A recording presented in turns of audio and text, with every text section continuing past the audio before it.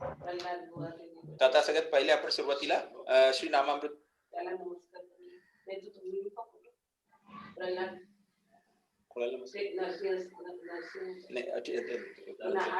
हा सगळ्यात सुरुवातीला बरं आई आता सूचना केली आहे त्याच्यामुळे सुरुवातीला सगळ्यात आपण आपली प्रार्थना करूया की हे जे आहे आपलं हे जे पठाणी श्रवणाचा जो कार्यक्रम आहे श्रीमद भागवतमचा हा कार्यक्रम आपण श्री श्री श्री गुरुदेव श्री प्रभुपाद त्याच्यानंतर श्री श्री गौर निताई त्याच्यानंतर लक्ष्मी नरसिंह प्रल्हाद नरसिंह त्याच्यानंतर श्री श्री राधा मदन मोहनजी श्री श्री राधा रासविहारीजी श्री श्री राधा माधवजी यांच्या सगळ्यांच्या आनंदा करता करतो आहे. त्याच्यामुळे ह्याचं जे फळ आहे ते शुद्ध भक्तीचं फळ आहे. ते शुद्ध भक्तीचंच फळ आपल्याला हवंय. याच्या व्यतिरिक्त आपल्याला काहीच नको आहे. याच्या आपण गुरु महाराजांच्या चरणी आणि राधा कृष्ण राधा माधवांच्या चरणी आपण विनंती करतोय. हरी बोल हरे कृष्णा हरी बोल हरे कृष्णा. सगळ्यात पहिले आपण आता जे मध्ये मध्ये डिस्टर्बन्स येतात की नाही का आवाज येत नाही किंवा मध्ये मध्ये हे होते डिस्टर्बन्स नेटवर्कचा वगैरे डिस्टर्बन्स येतो त्याच्याकरता आईचं म्हणणं आहे की सगळ्यात सुरुवातीला आपण नरसिंहाला हे करूया प्रे करूया. त्याच्याकरता आपण तीनदा हरिकृष्ण महामंत्र म्हणूया की आमचा हे जे काही आहे होणार आहे ते निर्विघ्न रूपाने पार पडू दे आणि सगळ्यांना चांगल्या रीतीने ऐकू येऊ दे आणि सगळ्यांचं चांगला व्यवस्थित भक्ती होऊ दे. त्याच्याकरता आपण तीनदा हरिकृष्ण महामंत्र म्हणूया. हरे कृष्णा कृष्ण कृष्ण हरे हरे हरे राम राम राम हरे हरे हरे कृष्ण कृष्ण कृष्ण हरे हरे हरे राम राम राम राम हरे हरे हरे कृष्ण कृष्ण कृष्ण हरे हरे हरे राम राम हरे हरे. भक्ति विघ्न विनाशक श्री नरसिंह देव भगवान की जय. भक्तराज प्रल्हाद महाराज की जय. पिताई गौर प्रेमानंदे हरि हरि हरे कृष्ण. तर आपण आता हे सुरू करतो आहोत नामामृत पवित्र नाम का अमृत. त्याच्यामध्ये पहिले त्यांनी जे सांगितलेलं आहे ते divine attributes of the holy name म्हणजे पवित्र नाव जे आहे कृष्णाचं त्याचे काय दिव्य गुणधर्म काय काय आहेत ते त्यांनी याच्या पहिले त्याचं हे अनालिसिस केलंय. According to Vaishnava wisdom the holy name of Krishna the holy name Krishna has extraordinary spiritual potency because the name of God is not different from the God himself. म्हणजे वैष्णव तत्वज्ञानाप्रमाणे काय आहे की कृष्णाचं जे पवित्र नाव आहे त्याच्यामध्ये विलक्षण असामान्य अलौकिक अशा आध्यात्मिक त्याच्यामध्ये सामर्थ्य आहे. कारण कृष्णाचं जे नाव आहे ते कृष्णापासून काही वेगळं नाही आहे. म्हणजे नाव आणि कृष्ण असे वेगवेगळे असं नाही आहे. कृष्णाचं नाव आणि कृष्ण एकच आहेत. In the material sense name is different from the form. म्हणजे भौतिक जगात पाहायला गेला आपण तर प्रत्येकाचं नाव आणि तो माणूस स्वतः या दोन्ही गोष्टी वेगळ्या वेगळ्या असतात. म्हणजे नाव घेतल्याबरोबर तो माणूस आपल्या म्हणजे त्याची अनुभूती होते असं नाहीये. ती गोष्ट नाही आहे भौतिक जगतामध्ये. लँग्वेज इज मेअरली रिप्रेझेंटेटिव्ह आणि जी भाषा आहे ती प्रतिनिधित्व करते फक्त. सिम्बॉलिक आहे म्हणजे कुठलं तरी प्रतीक आहे फक्त भाषा म्हणजे. It does not itself embody the reality it seeks to represent. म्हणजे त्याच्यापासून आपल्याला त्या वास्तविकतेचा बोध नाही होत की ज्या वास्तविकतेला ती इंडिकेट करते आहे. कुठला शब्द तसं आपण म्हणजे जसं म्हटलं की भांड म्हटलं तर भांड आपल्या डोळ्यासमोर येईल पण ते भांड्याची अनुभूती आपल्याला नाही होऊ शकत. फक्त डोळ्यासमोर पिक्चर येईल चित्र येईल पण त्याची अनुभूती आपण नाही घेऊ शकत.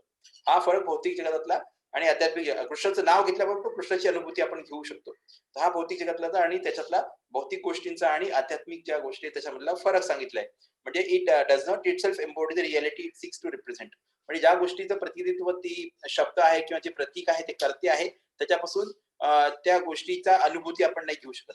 Recitation of sound water does not quench our thirst. म्हणजे किती पाणी पाणी पाणी आपण म्हटलेलं असलं तरी आपल्याला जी म्हणजे काय म्हणतात तहान लागलेली आहे ती तहान काही त्याच्यामुळे हे होणार नाहीये भागवली जाणार नाहीये. तुम्ही किती पाणी पाणी पाणी पाणी ओरडत बसा तुमची जी तहान आहे ती तहान तशीच राहील. Nor does calling the name of our beloved invoke the full presence of the beloved. म्हणजे जो कोणी आपला प्रियकर असेल किंवा आपला जीवलग कोणी असेल त्याचं खूप आपण नाव घेतलं समजा त्याचं नाव आहे सचिन सचिन सचिन सचिन असं खूपदा म्हटलं तर तो सचिन काय आपल्या समोर उभा नाही राहणार आहे. हे अशक्य कुठली गोष्ट आहे ते होऊ शकत नाही. तर हे भौतिक नाव आणि जे दिव्य नाव आहे त्याच्यामधला फरक इथे सांगण्याचा प्रयत्न केलेला आहे. In the divine realm however symbol embodies reality. पण जे दिव्य आहे दिव्य क्षेत्र आहे त्याच्यामध्ये जो सिम्बॉल आहे जे काही चिन्ह आहे किंवा जे काही नाम आहे ते साक्षात त्या व्यक्तीची हे अनुभूती प्रदान करते.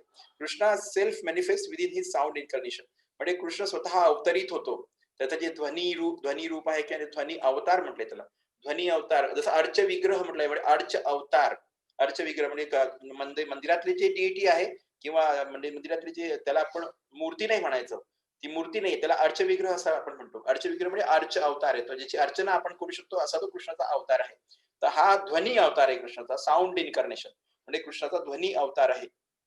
ही होली नेम. त्याचं पवित्र नाव जे आहे ते त्याचा ध्वनी अवतार असं आहे.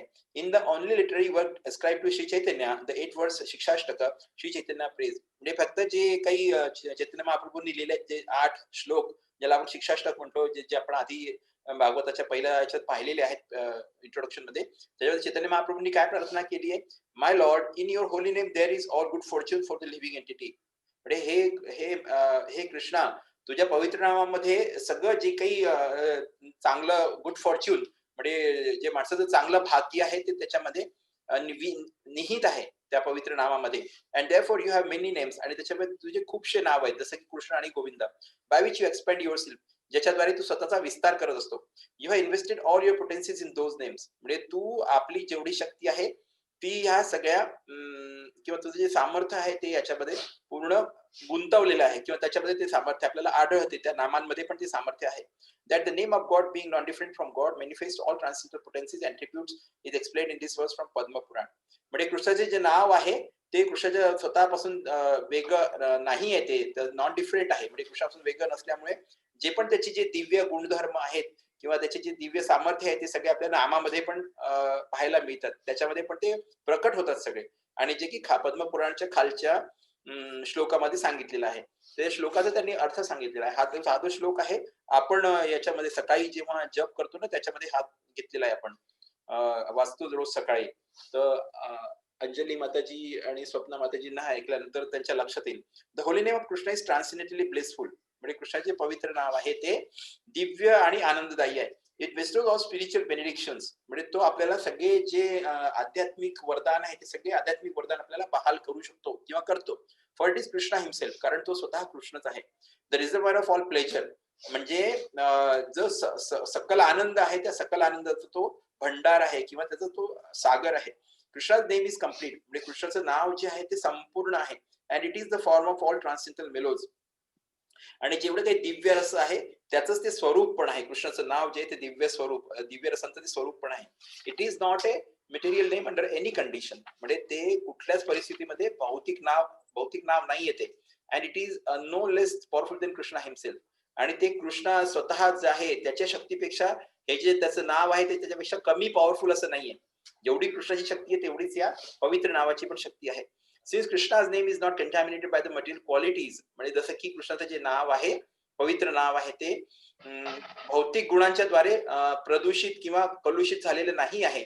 There is no question of its being involved with maya illusion, आणि त्याच्यामुळे त्याचा प्रश्न उद्भवत नाही की ते मायाशी जोडलं गेलेलं असेल किंवा मायाचा संबंध त्या नावाशी आला असेल, कारण त्याच्यामध्ये कंटॅमिनेशन म्हणजे कुठल्याच प्रकारचं प्रदूषण त्याच्यामध्ये भौतिक गुणांचं नाही आहे. त्याच्यामध्ये भौतिक गुणाच्या पलीकडे असल्यामुळे पूर्णपणे दिव्य आहे. Krishna's name is always liberated, म्हणजे कृष्णाचं जे नाव आहे ते पूर्णपणे मुक्त आहे. अँड स्पिरिच्युअल, आणि पूर्णपणे दिव्य किंवा आध्यात्मिक आहे. It is never condition by the laws of material nature, म्हणजे भौतिक प्रकृतीचे जे 3 गुण आहेत त्याच्याद्वारे ते कधीच बद्ध होत नाही. कृष्णाचं जे नाव आहे ते कधी बद्ध होत नाही. This is because the name of Krishna and Krishna himself are identical, आणि हे असं का आहे तर कृष्ण आणि कृष्णाचं जे नाव आहे ते दोघंच्या दोघे एकसारखेच आहे. म्हणजे कृष्णाचं नाव वेगळं आणि कृष्ण वेगळं असं नाही आहे, ते दोघे एकसारखे असल्यामुळे हे सगळे गुण आहे, म्हणजे ते मायामध्ये नाहीये, इल्युजन नाहीये, भ्रम नाहीये, प्रकृतीचे 3 गुण आहे त्याच्याबद्दल कुठलाच कल्मश त्याच्यामध्ये नाहीये, आणि ते तेवढंच पॉवरफुल आहे जेवढं कृष्ण स्वतः पॉवरफुल आहे. पण कृष्णाला आपण डायरेक्ट ऍक्सेस नाही करू शकत. कृष्ण थोडे आपल्या समोर येऊन उभा राहणार आहे का, एवढे पवित्र आपण नाही झालेलो आहोत. पण कृष्णाचं जे नाव आहे ते नाव मात्र कोणीही घेऊ शकते. म्हणजे जीवन जे लोक मांस भक्षण करणारे आहेत किंवा ज्यांना ते म्हणजे चुकीच्या सवयी आहेत त्या लोक पण कृष्णाचं नाव घेऊन आणि ते स्वतः शुद्ध होऊ शकतात, स्वतःला म्हणजे हे करून घेऊ शकतात, स्वतःचं कल्याण करून घेऊ शकतात. म्हणून कृष्णाने कलियुग करतात ते आपलं स्वतःचं नाव जे आहे ते दिलेलं आहे. The great 17th century Vaishnava poet, म्हणजे 17व्या शतकातले वैष्णव कवी जे आहेत नरोत्तम दास ठाकूर, हे मग बंगालमध्ये होऊन गेले. त्यांनी काय लिहिलंय, गोलोकेर प्रेमधन हरिनाम संकीर्तन, गोलोकेर प्रेमधन हरिनाम संकीर्तन. The transcendental sound of the holy name of Lord has its origin in the spiritual world. याचा अर्थ आहे की जे कृष्णाचं दिव्य पवित्र नाव आहे त्याचा जो उगम आहे किंवा त्याचा जो उगमाचं ठिकाण आहे ते आध्यात्मिक आकाश आहे किंवा आध्यात्मिक जगत आहे. आध्यात्मिक जगतातून ते कृष्णाचं पवित्र नाव जे आहे ते भौतिक जगतात आलेलं आहे. हरी बोल, हरे कृष्ण. तर ते हे नाव म्हणजे आधी आध्यात्मिक जगतात होतं, आध्यात्मिक जगतातून ते भौतिक जगतात आपल्या उद्धाराकरता ते आलंय. गोलोकेर प्रेमधन हरिनाम संकीर्तन. गोलोकेर म्हणजे गोलोक वृंदावन. गोलोक वृंदावन मधलं ते प्रेमधन आहे. ते हरिनाम संकीर्तन आहे आणि मग ते आपल्याकडे इथे भौतिक जगतात आलं. सगळ्यांच्या म्हणजे जेवढे पतित किंवा बद्ध जीव आहे त्यांच्या उद्धाराकरता हरिनाम संकीर्तन तिकडून आलंय. आध्यात्मिक आकाशातून किंवा आध्यात्मिक जगतातून. Being the sound incarnation of the Lord, therefore the holy name is not an ordinary material sound. त्याच्यामुळे हा कृष्णाचा ध्वनी अवतार आहे जसं आपण आधी म्हटलं. त्याच्यामुळे तो कृष्णाचं जे पवित्र नाव आहे ते एक साधारण भौतिक ध्वनी नाहीये तो. जसं आपण साधारण भौतिक ध्वनी जसे असतात त्याच्यासारखा तो नाहीये. इट इज डिव्हाइन, ते दिव्य आहे, ट्रान्सेंडेंटल आणि सगळ्यांच्या परे आहे. म्हणजे तीन गुण आहे जे भौतिक प्रकृतीचे 3 गुण आहेत त्याच्या पलीकडे ट्रान्सेंडेंटल त्याच्या परे आहेत. But the divine nature of the holy name remains forever a mystery to those who approach it merely empiric or intellectual. पण ह्याचं जे दिव्य असं ह्याचा स्वभाव आहे, पवित्र नाम कृष्णाच्या पवित्र नावाचा हा जो स्वभाव आहे, तो एका प्रकारचं गूढ रहस्यच असते. कोणाकरता? या अशा लोकांकरता की जे ह्या पवित्र नामाकडे अनुभवजन्य किंवा बुद्धिमत्तेने पाहण्याचा प्रयत्न करतात. किंवा अनुभव, त्याचा अनुभव आम्हाला मिळाला पाहिजे किंवा मी खूप बुद्धिमान आहे, मग असं कसं होतंय? पण याचा इफेक्ट असा कसा होतो? का होऊ शकतो? असं जर का कोणी विचार करून जर का पवित्र नावाचा हे करायचा प्रयत्न केला, तर तो त्याची जी मिस्ट्री किंवा त्याचं गूढ रहस्य आहे तो कधी उलगडू शकत नाही आणि त्याची जी अनुभूती आहे त्याला कधीच प्राप्त होऊ शकत नाही. त्याच्यामुळे त्याची अप्रोच कशी आपली असली पाहिजे, जेव्हा पवित्र नामाकडे किंवा कृष्णाचा होली नेम जेव्हा आपण जप करायला जातो आहे, त्यावेळेस आपण हंबल आणि मीक असलं पाहिजे, अगदी विनम्र असलं पाहिजे. हे त्यांनी सांगितलेलं आहे याच्यामध्ये. In discussing the theology of the holy name with an assembly of scholars. म्हणजे एकदा जेव्हा हरिदास ठाकूर आहे, चैतन्य महाप्रभूचे चांगले शिष्य होते ते, हे 3,00,000 नावाचा जप करायचे एका दिवसामध्ये. 3,00,000 जप व्हायचा त्यांचा एका दिवसात. म्हणजे ते 22-22 तास नुसतं जपच करायचे. नुसतं पुन्हा खाल्ले झोपले की पुन्हा दुसऱ्या दिवसाचा जप सुरू करायचे. तर हे आणि हरिदास ठाकूर होते ते खूपच म्हणजे जबरदस्त आणि हे पुन्हा सांगायचं म्हणजे मुस्लिम घराण्यातले होते. मुस्लिम घराण्यातले होते पण तरी ते चैतन्य महाप्रभूंचे एवढे चांगले शिष्य होते की ते 3,00,000 जप करायचे एका दिवसामध्ये. तर त्यांनी जेव्हा ते एका असेंब्लीमध्ये असंच बसले होते, म्हणजे पंडितांसोबत जेव्हा त्यांचा चर्चा सुरू होती, त्यावेळेस the great teacher of the name asserted. त्यावेळेस हे जे हरिदास ठाकूर होते त्यांनी काय ठामपणे सांगितले त्यांनी, one cannot understand the glories of the holy name merely by logic and argument. म्हणजे कृष्णाचं जे पवित्र नाव आहे त्याची जी ग्लोरी आहे, म्हणजे त्याची स्तुती कोणी करू शकत नाही. नुसतं युक्तिवाद करून किंवा आर्ग्युमेंट करून कोणी त्याच्यापर्यंत पोहोचू पण शकत नाही. त्याची पोहोच पण तिथपर्यंत होणार नाही. तर स्तुती करणं फार लांबची गोष्ट आहे. The holy name is understood and experienced only by those who have renounced all conceit and pretensions and directly embrace the process of chanting with humility, faith and devotion. म्हणजे हे जे पवित्र नाव आहे कृष्णाचं हे त्यांच्याद्वारे समजलं जाते आणि त्यांच्याद्वारेच अनुभवलं जाते, ज्यांनी गर्व किंवा अहंकार पूर्णपणे त्यागून दिला आहे आणि त्याच्यानंतर ढोंगीपणा सोडलेला आहे. आणि ही जी जप करण्याची जी मेथड आहे किंवा प्रोसेस आहे किंवा ही जी विधी आहे ती पूर्णपणे कशी अंगीकृत केली आहे, ती अंगीकृत करताना ते कसे ह्युमिलिटी म्हणजे त्यांनी काय सांगितलं, नम्र आहेत आणि त्याच्यानंतर श्रद्धावान आहेत. ह्युमिलिटी म्हणजे नम्र आहेत, फेथफुल म्हणजे श्रद्धावान आहेत आणि डिवोशन म्हणजे भक्तियुक्त आहेत. असे जे लोक असतील त्यांनाच याच्या पवित्र नावाच्या जपाचा जो अनुभूती आहे ती प्राप्त होऊ शकते. म्हणून ह्या 3 गोष्टी फार महत्वाच्या आहेत. जप करताना आपली ह्युमिलिटीची स्टेट असली पाहिजे, म्हणजे आपण विनम्र असलं पाहिजे, फेथफुल असलं पाहिजे म्हणजे श्रद्धावान असलं पाहिजे. आपण जो जप करतोय त्याच्यामध्ये आपली श्रद्धा असली पाहिजे की हो, हे मला कृष्णापर्यंत घेऊन जाणार आहे आणि हे कृष्णापासून वेगळं नाहीये आणि हे नाव जे आहे हे आध्यात्मिक आहे, दैवी आहे. हे म्हणजे भौतिक संसारातल्या नामासारखं नाहीये किंवा त्याच्यासारखा हा ध्वनी नाहीये. आणि डिवोशन म्हणजे भक्तियुक्त असलं पाहिजे. या 3 गोष्टी फार महत्वाच्या आहेत जप करताना. तर आपण जेव्हा जप करतो तेव्हा हळूहळू या गोष्टी आपल्याला याच्यामध्ये आणायच्या आहेत जप करत असताना. As sound transmitted from afar can be heard when received by an appropriate eloquent device, so transcendent spiritual sound can be properly heard and assimilated by one equipped with the proper means to receive it. Bhagavat prema, love of God. जसं की त्यांनी सांगितलंय की दुरून येणारा तो ध्वनी आहे, खूप दुरून जो येतो, एका शहरातून दुसऱ्या शहरात पाठवला जातो किंवा एका देशातून दुसऱ्या देशात पाठवला जातो, तो ध्वनी आहे तो रिसीव्ह करण्याकरता किंवा म्हणजे त्याला आपल्याकडे प्राप्त करण्याकरता काही काही इलेक्ट्रॉनिक असे डिव्हाइसेस लावलेले असतात, इलेक्ट्रॉनिक यंत्र त्याच्यात लावलेले असतात. पण हा जो दिव्य ध्वनी आहे, जो आध्यात्मिक ध्वनी आहे कृष्णाचा पवित्र नावाचा, तो कसा काय आपण ऐकू शकतो आणि त्याचं कसं काय असिमिलेशन करू शकतो प्रॉपरली, ते म्हणजे कसं समजून घेऊ शकतो, तोच म्हणून समजून घेऊ शकतो ज्याच्याजवळ असे ते इलेक्ट्रॉनिक डिव्हाइस आहेत, म्हणजे त्याला प्राप्त करण्याचे जे डिव्हाइस आहेत ते त्याच्याजवळ आहेत. आणि तो जो डिव्हाइस आहे त्यांनी काय सांगितलंय, तो डिव्हाइस म्हणजे किंवा ते जे यंत्र आहे ते कोणतं यंत्र आहे, ते म्हणजे भगवत प्रेम म्हणजे भगवत प्रेम म्हणजे कृष्णाचं जे प्रेम आहे ते कृष्णाचं प्रेम जेव्हा आपल्याला प्राप्त होऊन जाईल त्याच्यानंतर आपल्याला जसंच्या तसा हा साऊंड तो पूर्णपणे आपल्याला तसे तसं सापडेल, तसे तसं आपल्याला कळेल.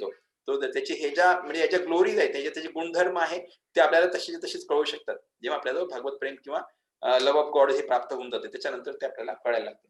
त्याचा अर्थ असा नाही की भगवत प्रेम प्राप्त होईपर्यंत जप नाही करायचा. मग तुम्ही जपच नाही केला तर भगवत प्रेम प्राप्त कसं होणार? म्हणून सुरुवात करायची आपल्याला. सुरुवातीला आपलं असं म्हणजे त्यांनी पुढे सांगितलंय आता उद्याच्या ह्याच्यात येईल आपलं practice of chatting the holy name याच्यामध्ये त्यांनी अजून व्यवस्थित सांगितलंय. तर सुरुवातीला आपला हे असंच राहील की आपला अपराधयुक्त जप होईल. पण तो अपराधयुक्त जप पण सोडायचा नाही आपल्याला. जप करत राहायचं. हळू-हळू मग त्याच्यातून आपलं शुद्धीकरण होत राहते आणि मग जो शुद्ध जप आहे त्याच्याकडे आपली वाटचाल सुरू होते. हरी बोल, हरे कृष्णा, हरी बोल. श्री नामामृत की जय, श्रील प्रभुपाद की जय, श्रील गुरुदेव की जय, निताई गौर प्रेमानंदे, हरी हरी बोल, हरे कृष्णा. हे चांगलं वाटलं काय नामामृत पवित्र नाम का अमृत तसं आपण आताच सुरू केलेलं आहे. पण पुढे पुढे जसं आपण जाऊ ना ते अजून जास्ती छान वाटेल, गोड एकदम. त्याच्यामध्ये पूर्ण सगळे रेफरन्सेस जे चॅन्टिंगचेच आहेत आणि मी सांगितलं की जप जो आहे आपला हे आपला पूर्ण म्हणजे आपली जी आध्यात्मिक जीवनाची जी बिल्डिंग आहे, जी इमारत आहे, ती आपली या जपाच्या फाउंडेशनवर, जपाची जी नीव आहे त्याच्यावरच उभी राहणार आहे. त्याच्यामुळे हा जप आपल्याला जो आहे तो लवकरात लवकर आणि खूप चांगला करायचा आहे. म्हणजे त्याच्यामध्ये आपली प्रगती चांगली झाली पाहिजे. जप आपला व्यवस्थित झाल्यानंतर मग आपल्याला पुढचं सगळं सोपं जाणार आहे. म्हणून जपावरती सगळ्यात जास्त भर आहे. म्हणून आपण ते पुस्तक वाचायला घेतलं. ठीक आहे ना? हरी बोल. तर आता आपण काल 3रा श्लोक संपवला आहे. ज्याच्यामध्ये म्हणजे काल 3रा श्लोक झाला होता आपला ज्याच्यामध्ये की वेगवेगळे जे रस आहेत, कोणते-कोणते रस आहेत जसं रौद्र आहे, अद्भुत आहे, शृंगार आहे, हास्य आहे, वीर आहे, दया आहे, दास्य आहे, साख्य आहे, भयानक आहे, बीभत्स आहे, शांत आहे आणि वात्सल्य असे 12 रस आहेत. तर या 12 रसांपैकी 5 रस जे आहेत ते प्रमुख रस आहेत, जे की आपण आध्यात्मिक शरीर प्राप्त केलं किंवा आध्यात्मिक इंद्रिय आपले झाल्यानंतर आपल्याला त्या 5 रसांची अनुभूती व्हायला सुरुवात होते. पण तोपर्यंत हे बाकीचे जे 7 रस आहेत ते भौतिक जगतामध्ये विकृत रूपात आपल्याला अनुभवास येत राहतात. जोपर्यंत आपलं शुद्धीकरण होत नाही, पूर्णपणे आपण शुद्ध होत नाही, तोपर्यंत हे जे बाकी 7 रस आहे, जसं की रौद्र आहे किंवा हास्य आहे किंवा वीर आहे किंवा अजून भयंकर आहे, बीभत्स शॉक आहे, हे सगळे रस आपल्याला अनुभवास मिळतात. कारण आपण अजून अशुद्ध आहोत. त्याच्यामुळे या रसांवर आपले काम भागवावं लागतं आपल्याला. म्हणून आपल्याला शुद्ध झाल्यानंतर मग ते 5 जे रस आहे, शांत दास्य त्याच्यानंतर फ्रेंडशिप, पॅरेंटल वात्सल्य आणि माधुर्य. शांत दास्य साख्यरस, शांत दास्य साख्यरस आणि वात्सल्य रस आणि माधुर्य रस. हे जे 5 प्युअर आहेत, प्रायमरी आहेत एकदम शुद्ध रस आहेत. बाकीचे जे ते त्याचं विकृत असं स्वरूप आपल्याला भौतिक जगतात पाहायला मिळते असे ते आहे. तर आपण 4था श्लोक सुरू करतो आहोत आता. हरी बोल. नैमिषे निमिष क्षेत्रे ऋषय शौनकादयः सत्रं स्वर्गाय लोकाय सहस्र सममासत. नैमिषे निमिष क्षेत्रे ऋषय शौनकादयः सत्रं स्वर्गाय लोकाय सहस्र सममासत. नैमिषे निमिष क्षेत्रे ऋषय शौनकादयः सत्रं स्वर्गाय लोकाय सहस्र सममासत. नैमिषे, in the forest known as Naimisharanya, Animisha Kshetre, the spot which is especially favorite of Vishnu, who does not close his eyelids.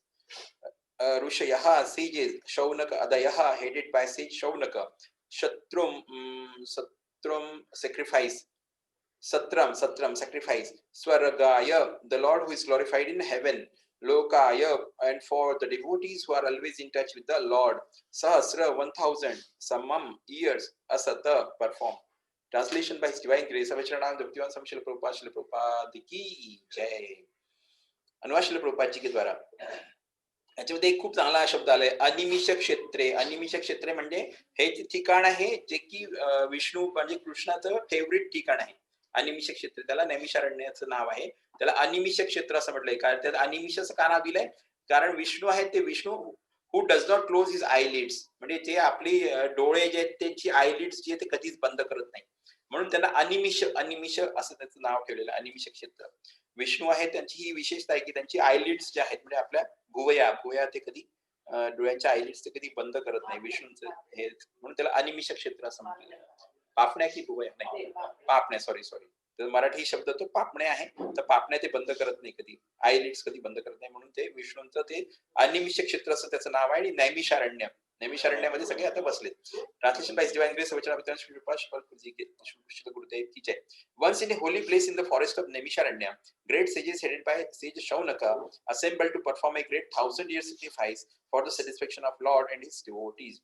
पण एकदा काय झालं की नैमिषारण्याचं जे पवित्र क्षेत्र आहे, पवित्र ठिकाण आहे, तिथल्या वनामध्ये जे सगळे महान ऋषी होते, ते सगळे महान ऋषी तिथे एकत्र झाले होते. आणि त्यांचे प्रमुख कोण होते तिथे? शौनक ऋषी त्यांचं नाव होतं. शौनक ऋषी त्यांचे सगळ्यांचे प्रमुख होते आणि हे सगळे ऋषी तिथे जमले होते. आता तिथे कशा करता जमले होते, तर त्यांना 1000 वर्ष चालणारा त्यांना एक यज्ञ करायचा होता. To perform a great 1000-year sacrifice. म्हणजे एक महान यज्ञ जो 1000 वर्ष चालेल असा यज्ञ त्यांना तिथे करायचा होता for the satisfaction of the Lord and his devotees. म्हणजे कृष्ण भगवान किंवा विष्णू आहेत त्यांना संतुष्ट करण्याकरता आणि त्यांचे जे भक्त आहेत त्यांना संतुष्ट करण्याकरता त्यांना हा 1000 वर्ष चालणारा महान जो यज्ञ आहे तो यज्ञ करायचा होता. तर ते कोण करणार होतं? ते असे नैमिषारण्यामधले ऋषी, जे महान ऋषी होते ते सगळे एकत्र झाले होते तिथे. आणि त्यांचं प्रतिनिधित्व कोण करत होते? शौनक ऋषी. त्यांचं नाव शौनक ऋषी आहे. हे थोडेसे नावं लक्षात ठेवावी लागतील, कारण हे नाव आपल्याला पुन्हा पुन्हा पूर्ण भागवतात येणार आहे. पुढे गेल्यानंतर आता ते माहिती उन्नतीने लक्षातही राहतील, फक्त सुरुवातीला थोडंसं आपल्याला लक्ष द्यावं लागेल. शौनक ऋषी म्हणजे तिथे जेवढे ऋषी एकत्र झाले त्या सगळ्या ऋषींचे प्रमुख आहेत, ते प्रतिनिधी आहेत त्यांचे. मग काय झालं? Perfect by his divine grace सभचरणानंद भक्तिवान श्री प्रभुपाद की जय. तात्पर्य श्री प्रभुपाद जी के द्वारा. The prelude of the Srimad Bhagavatam was spoken the previous 3 श्लोकाज. म्हणजे याची जी प्रस्तावना आहे श्रीमद भागवतमची, त्या पहिले जे 3 श्लोक झाले त्या 3 श्लोकांमध्ये याची प्रस्तावना मांडली गेलेली आहे. Now the main topic of this great literature is being presented. आता याचा जो मुख्य विषय आहे, तो मुख्य विषय या महान साहित्याचा आता याच्यामध्ये प्रस्तुत करण्यात येत आहे. Shrimad Bhagavatam after its first recitation by Srila Shukdev Goswami was repeated for second time at Naimisharanya. म्हणजे श्रीमद भागवतम जे जेव्हा ते सगळ्यात पहिल्यांदा शुकदेव गोस्वामींनी सगळ्यात पहिले म्हटलं, ते सगळ्यात पहिले म्हणजे सांगितलं कोणाला? परीक्षित महाराजांना. आणि मग त्याच्यानंतर दुसऱ्यांदा तेच श्रीमद भागवतम रिपीट झालेलं आहे नैमिषारण्यामध्ये. नैमिषारण्यामध्ये जिथे ऋषी सगळे एकत्र झाले तिथे दुसऱ्यांदा हे श्रीमद भागवत पुन्हा म्हटलं गेलं. इन द वायवीय तंत्र it is said that Brahma, the engineer of this particular universe, contemplated a great wheel which could enclose the universe. म्हणजे वायवीय तंत्रामध्ये असं आलेलं आहे की ब्रह्माची जी आहे, जे की याचे पूर्ण हे जे विशिष्ट विश्व आहे किंवा युनिवर्स आहे, याचे जे ते अभियंता आहेत त्यांनी ते विश्व निर्माण केलेलं आहे. त्यांनी चिंतन केलं, असं एक मोठं चक्राचं चिंतन केलं, ज्याच्यामध्ये की पूर्णच्या पूर्ण हे जे विश्व आहे त्याला ते घेरू शकेल असं मोठं चक्र त्यांनी त्याचं चिंतन केलं. The hub of this great circle was fixed at a particular place known as Naimisharanya. आणि ह्या चक्राचं जे केंद्रस्थान आहे ते केंद्रस्थान एका विशिष्ट ठिकाणी होतं आणि ते ठिकाण म्हणजे नैमिषारण्य आहे. म्हणजे ब्रह्माजींनी अशी कल्पना केली की हे जे पूर्ण विश्व आहे, या विश्वाला चारीकडनं एक असं मोठं चक्र आहे, ते चक्र ह्याला घेरून आहे. म्हणजे त्यांनी चारीकडनं ह्या विश्वाला घेरून ठेवलेला आहे. आणि त्या चक्राचा जो केंद्रबिंदू आहे तो एका विशिष्ट ठिकाणी आहे नैमिषारण्यामध्ये. जे आजचं नैमिषारण्य आपण आहे, जे हरियाणामध्ये आहे ना, ते हरियाणा लखनौ जवळ आहे का? हा, नैमिषारण्य लखनौ जवळ आहे.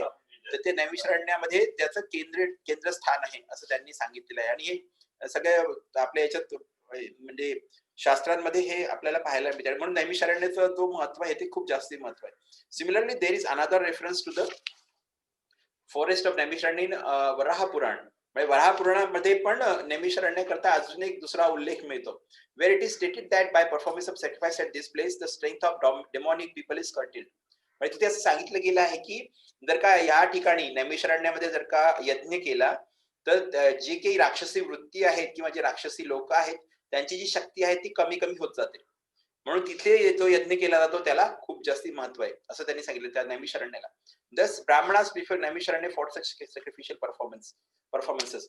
त्याच्यामध्ये जे ब्राह्मण लोक होते ते नैमिषारण्याला प्राधान्य देतात, कारण ज्यांना पण कोणाला असे यज्ञ वगैरे करायचे असतील तर अशा कामांकरता ते नैमिषारण्याला प्राधान्य देतात. The devotees of lord Vishnu offer all kinds of sacrifices for his pleasure. म्हणजे जे विष्णूचे जे भक्त आहे, कृष्णाचे जे भक्त आहे, त्याला सगळ्या प्रकारचे जे काही यज्ञ असतील ते त्याला अर्पण करतात, त्याला आनंद प्रदान करण्याकरता. The devotees are always attached to the service of the lord. आणि जे कृष्णाचे जे भक्त आहेत ते दरवेळेस त्याच्या सेवेच्या प्रती आसक्त असतात. त्यांना आसक्ती असते की मला जास्तीत जास्त सेवा करायला मिळाली पाहिजे. जेवढी जास्ती सेवा करेल तेवढं माझं शुद्धीकरण जास्ती होईल. आणि त्याच्यामुळे मग त्यांना सेवा करायची ही आसक्ती असते. तर ही आसक्तीच आपल्याला सगळ्यांनी आपल्यामध्ये निर्माण करायची. जेवढी जास्तीत जास्त सेवा करता येईल तेवढी जास्तीत जास्त सेवा करू शकतो आपण. मनन चिंतन तर आपण करू शकतो. मनन चिंतन करून 24 तास आपलं इकडे कामही सुरू ठेवायचं, घरामध्ये जे काही कामं करतो आपण, मनन चिंतन जे आहे ते पण आपण करून आणि कृष्णाची सेवा करू शकतो. त्याच्यामध्ये काही रोकटोक नाहीये. कोणाला दिसतही नाही की तुम्ही सेवा करून राहिलेत म्हणून. त्याच्यामुळे ते आपलं मनन चिंतन सुरू ठेवायचं, ती एक खूप चांगली सेवा आहे. पण ते करत असताना गॅस उघडा राहून गेला किंवा दुसरं काही नळ उघडा दूध दूध वाया चाललं गेलं, दूध दूध उतू गेलं किंवा नळ उघडा राहून गेला, असं नाही झालं पाहिजे. तर ते लक्षात ठेवायचं. हळू जमते ते. आपण प्रयत्न करायचा. आपण कृष्णाकडे शक्ती मागायची. कृष्णा, मला जास्तीत जास्त तुझं मनन चिंतन करायचं, तुझी सेवा करायची आहे. मला शक्ती दे. बरोबर, तो शक्ती प्रदान करतो. काही प्रॉब्लेम नाहीये. फक्त आपली इच्छा असली पाहिजे. सिन्सिअर डिझायर, आपली जी सिन्सिअर इच्छा असली पाहिजे. ती इच्छा असली की मग कृष्ण सगळं बरोबर सोपं करून देतो आपल्याला. तर devotees are always attached to the service of the lord. खूप महत्वाचं वाक्य आहे. कृष्णाचे जे भक्त आहेत ते पूर्णपणे कृष्णाच्या सेवेकरता ऑलवेज, म्हणजे दरवेळेस ते त्याच्या सेवेकरता आसक्त असतात. त्याची आसक्ती जी कृष्णाच्या सेवेकडे असते. Whereas fallen souls are attached to pleasures of material existence. जेव्हा की जे बद्ध जीव आहेत किंवा जे पतित जीव आहेत, जे चेतन जीव आहेत या भौतिक जगतातले, त्यांची आसक्ती कशाकडे असते? भौतिक आनंदाकडे त्यांची आसक्ती असते. भौतिक आनंद त्यांना हवे असतात. त्याच्याकडे त्यांची आसक्ती जास्तीत जास्त असते. In Bhagavad Gita, it is said that anything performed in the material world for any reason other than for the pleasure of Lord Vishnu causes further bondage for the performer. म्हणजे भगवद्गीतेमध्ये कृष्णाने सांगितलेलं आहे की कुठली पण गोष्ट या भौतिक जगतामध्ये तुम्ही कुठली पण गोष्ट जी काही करता आहात, कुठल्याही कारणाकरता तुम्ही कुठली गोष्ट केली समजा, ती समजा कृष्णाच्या आनंदाकरता नसेल, तर निश्चितच त्याच्यामुळे आपल्याला बंधन निर्माण होते. जो कोणी तो कार्य करणारा असतो, तो त्या कार्यामुळे त्याला बंधन निर्माण होते. म्हणून कुठली पण गोष्ट करायची, कुठलंही कर्म करायचं आहे, ते कर्म आपल्याला कृष्णाच्या आनंदाकरता, for the pleasure of lord Vishnu, म्हणजे त्यांच्या आनंदाकरताच आपल्याला हा कुठलंही कर्म करायचं आहे. कुठल्याही कारणाकरता करा, कुठलंही कर्म करा, पण ते कृष्णाच्या आनंदाकरता असलं पाहिजे. असं त्यांनी सांगितलं. आता घर झाडायचं आहे, माझं घर आहे, तर मी ह्याला मंदिरच मानतो पूर्णपणे. झालं, घर मंदिर झालं म्हणजे कृष्णाशी जोडलं गेलं. म्हणजे माझ्या घरातली मी स्वच्छता करतो म्हणजे मंदिर स्वच्छ करतो आहे, हे की नाही? त्याच्यानंतर मी आता घरात स्वयंपाक करायचा आहे, तर कृष्णाचा प्रसाद तयार करतो आहे. कृष्णाला अर्पण करून मी तो प्रसाद ग्रहण करणार आहे. ते पण मग कृष्णाकरताच झालं. असं करत करत आपल्या ज्या सगळ्या गोष्टी आहेत, दिवसभरात आपण जे काही कर्म करतो, ते सगळे कर्म आपल्याला कृष्णाशी जोडायचे. ते जर का आपल्याला जोडता आले, तर आपली जी कॉन्शियसनेस आहे, जी आपली चेतना आहे, ती पूर्णपणे कृष्णाच्या चरणीच राहील. त्याच्यापासून ती विचलित होणार नाही. म्हणून कुठलंही काम त्यांनी सांगितलंय भगवद्गीतेमध्ये, कृष्ण म्हणतो की कुठलंही काम कुठल्याही कारणाकरता तुम्ही करत असाल, जर का ते मला प्रसन्न करण्याकरता किंवा माझ्या आनंदाकरता नसेल, तर त्याच्यामुळे बंधनं निर्माण होतील, भौतिक बंधनं निर्माण होतील. It is enjoined therefore that all acts must be performed sacrificially for the satisfaction of Vishnu. आणि त्याच्यामुळे आदेश दिला गेलाय. काय आदेश दिलाय शास्त्रांनी? ते म्हणतात की जे कुठले पण काम आपण करतोय ते यज्ञाच्या रूपात असले पाहिजे, यज्ञीय रूपात असले पाहिजे, यज्ञाच्या रूपात, आणि ते विष्णू किंवा कृष्णाच्या संतुष्टीकरता केले गेले पाहिजे, असं सांगितलेलं आहे. तर आता याच्या आधी पण बोललेलो आपण की जसं आपण आता जॉबला जातो, मग नोकरीला जावं लागते, मग नोकरीला गेल्यानंतर तिथे आपल्याला पगार मिळतो. माझा तो पगार कसा काय? तर पगार आपण काही ना काही त्याचा जो अंश आहे तो आपण कृष्णाला प्रदान करायचा. म्हणजे ती जी आपली हे आहे ते आपण कृष्णाच्या मंदिरचं घर आहे, त्या घरामध्ये जेवढे आपली बाकीचे जे सोबत आहे, आई वडील बायको मुलं वगैरे, हे सगळे कृष्णाचे भक्त आहेत. या भक्तांची सेवा करून राहिलो आपण. आणि सेवा करत असताना हे घर चालवण्याकरता, कृष्णाचं मंदिर चालवण्याकरता मला जो काही खर्च लागणार आहे तो मी घेतो आहे, आणि बाकीचं जे आहे ते मी कृष्णाला दान करतो. मग ते जे आहे, मग त्याचं बंधन आपल्याला निर्माण होणार नाही. पण जर का तो जो पैसा आहे, जो काही आपण कमवला आहे, तो तसं पूर्णच्या पूर्ण आपण इंद्रिय तृप्ती करता वापरला समजा, पूर्ण इंद्रिय तृप्तीच केली त्यांनी आपण, तर 100% मग ते आपल्याला बंधनकारक राहील आणि ते बंधनं वाढत जातील. त्याचा गुंता अजून जास्तीत जास्त वाढत जातो. त्याच्यामुळे प्रयत्न हाच करायचा आहे की आपल्याला हे कळल्यानंतर हळूहळू सगळ्या गोष्टी कृष्णाशी जोडत जाण्याचा प्रयत्न करायचा. Sacrificial for the satisfaction of Vishnu and his devotees, म्हणजे विष्णूच्या संतुष्टीकरता किंवा त्यांच्या आनंदाकरता आणि त्याच्या भक्ताच्या आनंदाकरता ह्या गोष्टी करायच्या आहेत. याज्ञिक रूपाने जे काही आपण कार्य करतोय, दैनिक दिनचर्येचे जे काम आहेत आपले, ते कृष्णाकरता, त्याच्या आनंदाकरता करायचे. This will bring everyone peace and prosperity. आणि जर का असं आपण करू शकलो, तर प्रत्येकाला शांती आणि समृद्धी लाभेल. हे त्यांनी सांगितलेलं आहे की हे जर का आपण करू शकलो, तर प्रत्येकाला शांती आणि समृद्धी जी आहे ती प्राप्त होईल. The great sages are always anxious to do good to the people in general. म्हणजे जे महान ऋषी आहेत ते दरवेळेस चिंतातूर असतात की सामान्य जनता आहे त्यांचा उद्धार कसा होईल, त्यानंतर त्यांचं चांगलं कसं होईल, त्यांना चांगल्यात चांगलं कसं देता येईल, याच्या बाबतीत ते चिंतातूर असतात, त्यांना काळजी असते दरवेळेस. And as the sages headed by Shaunaka and others assembled at this holy place of Naimisharanya with a program of performing a great and continuous chain of sacrificial ceremonies. आणि अशाच प्रकारे विचार केल्यानंतर जे सगळे ऋषी आहे, ज्यांचं प्रतिनिधित्व जे शौनक ऋषी करत होते, हे सगळे ऋषी तिथे जे पवित्र ठिकाण आहे नैमिषारण्याचं, तिथे सगळे एकत्र झालेले आहेत. आणि तिथे काय कार्यक्रम आहे त्यांचा तिथे काय उद्देश आहे, की त्यांना एक महान आणि कंटिन्युअस अविरत चालणारा असा त्यांना यज्ञ करायचा आहे. त्या यज्ञाचा समारोह त्यांना करायचा आहे. तो अविरत 1000 वर्षांकरता चालेल असा तो यज्ञ तिथे करणार आहेत. कारण त्याच्यामुळे जे सामान्य लोक आहेत, त्या सामान्य लोकांचं त्याच्यामुळे कल्याण झालं पाहिजे. त्याच्याकरता सगळे ऋषी तिथे एकत्र झालेले आहेत आणि म्हणून त्यांनी तिथे यज्ञ करायचं ठरवलं. Forgetful men do not know the right path for peace and prosperity. म्हणजे आता जे विसराळू लोक असतात किंवा विसरभोळे लोक असतात, आपण सगळे विसराळू आणि विसरभोळे आहोत. कारण आपल्याला काय सांगितलेलं लक्षात राहत नाही, कृष्णाचं सांगितलेलं पण लक्षात राहत नाही. तर ते भौतिक जगातल्या गोष्टीचा काही प्रश्नच नाहीये. कृष्णाच्या सांगितलेल्या गोष्टी पण आपण विसरतो.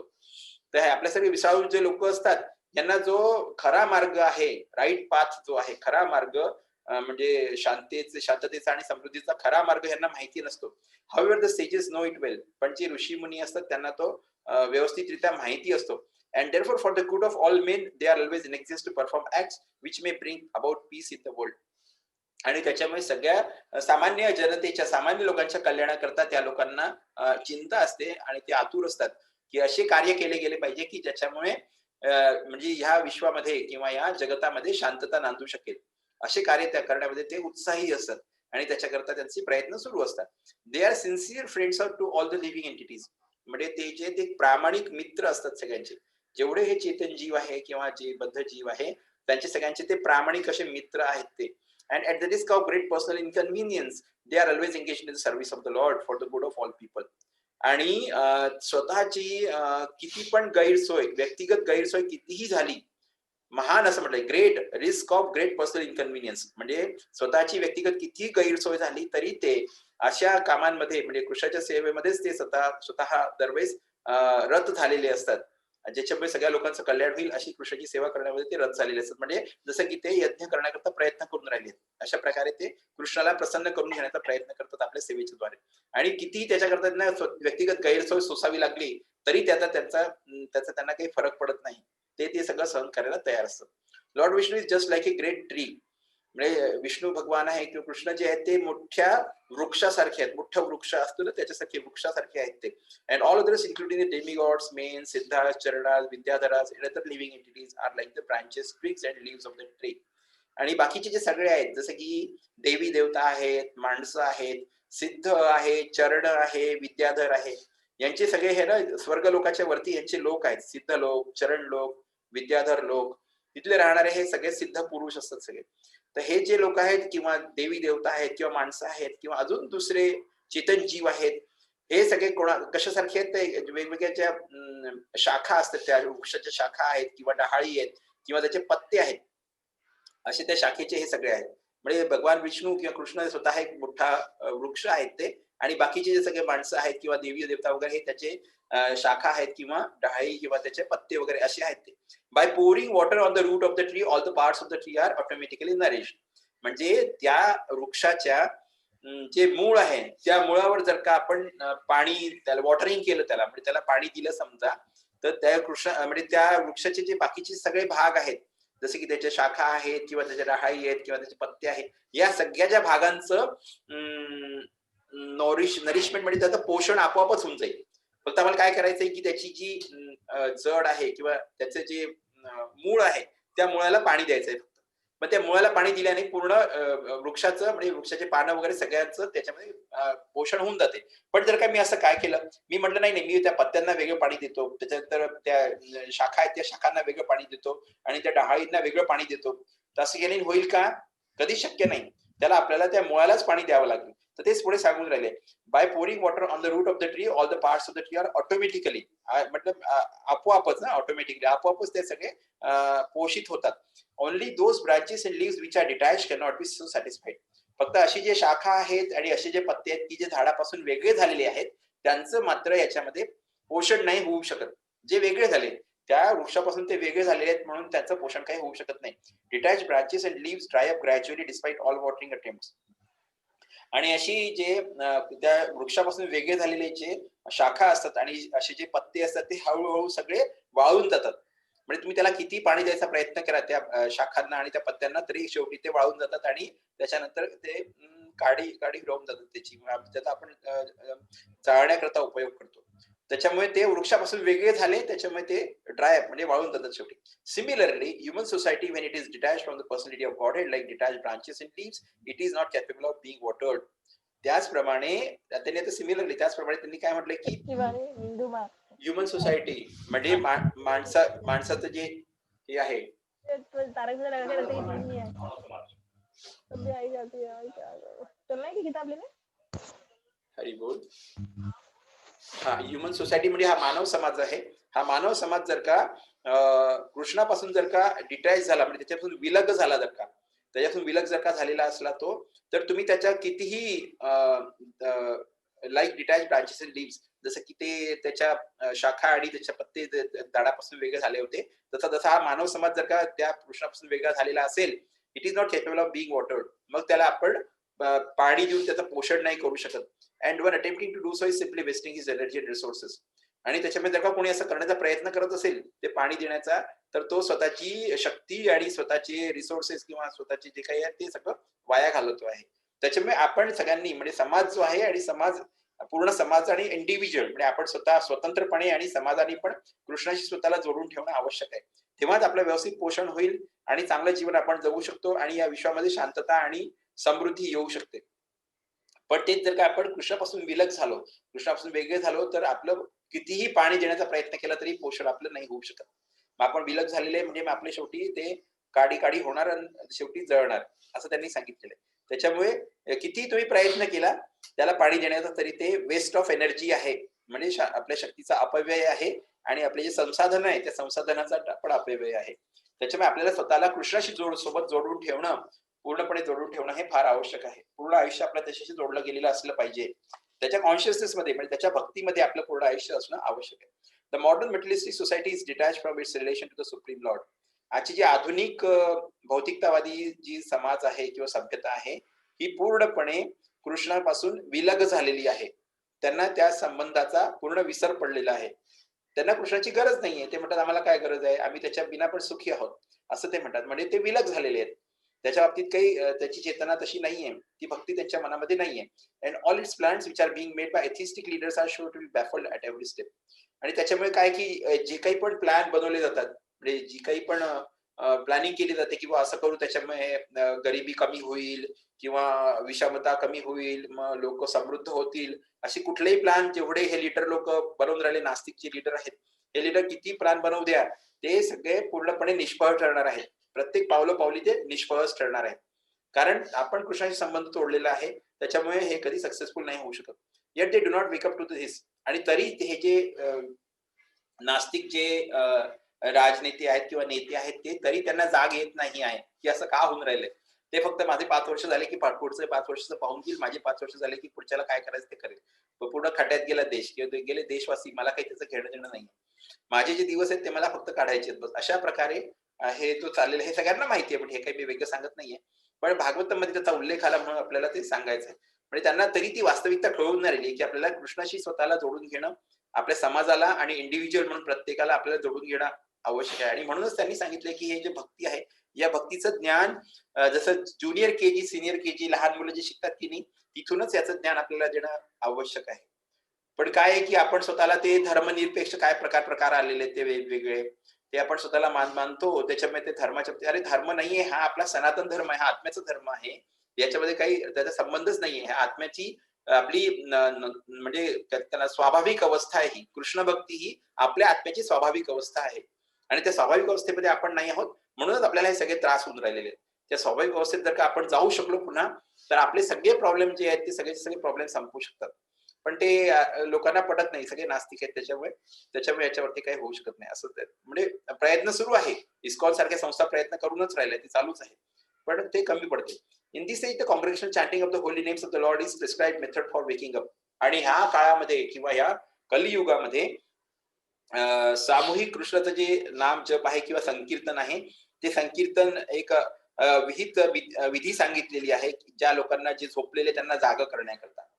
जे झोपलेले आहेत ज्यांना म्हणजे जे मायेच्या लॅपमध्ये म्हणजे मायेच्या मांडीवर मस्तपणे झोपलेले आहेत, त्यांना किती जन्म होऊन गेले तरी ते मायेच्या ह्याच्यातून त्यांची काही झोप उघडत नाहीये. मग अशा लोकांना जागा करण्याकरता जो सामूहिक हरे कृष्ण महामंत्र जप आहे किंवा संकीर्तन आहे, ते संकीर्तनाची अनुशंसा केली गेली आहे, की ते संकीर्तन केल्याने हे जे झोपलेले लोक आहेत ते सगळे जागे होऊ शकतात. The ways and means are most scientifically presented by Lord Sri Chaitanya Mahaprabhu, and intelligent persons may take advantage of his teachings in order to bring about real peace and prosperity. मग ते काय म्हणतात पुढे, की हे जे मार्ग आहेत त्याचे वेगवेगळे हे खूप वैज्ञानिकरित्या व्यवस्थित प्रस्तुत केले चैतन्य महाप्रभूंनी, आणि जे बुद्धिमान किंवा हुशार व्यक्ती आहेत ते याचा फायदा घेऊन त्यांची जी शिकवण आहे त्याच्याद्वारे ते पूर्ण जगामध्ये खरी शांतता आणि खरी समृद्धी स्थापित करू शकतात. पण त्याच्याकरता आपल्याला सगळ्यांना ते व्यवस्थित शिकून घ्यावं लागेल आणि कसं ते काय त्याचा प्रचार पण करावा लागेल. म्हणून प्रचार जो आहे तो महत्वाचा आहे. त्यामुळे आपल्याला जर का खरी शांतता आणि खरी समृद्धी हवी असेल तर Shrimad Bhagavatam is also presented for the same purpose, आणि श्रीमद भागवतम ते पण त्याच उद्देशाच्या दृष्टीने याची रचना करण्यात आलेली आहे किंवा हे सांगण्यात आलं होतं. And this will be explain more specifically later in the text.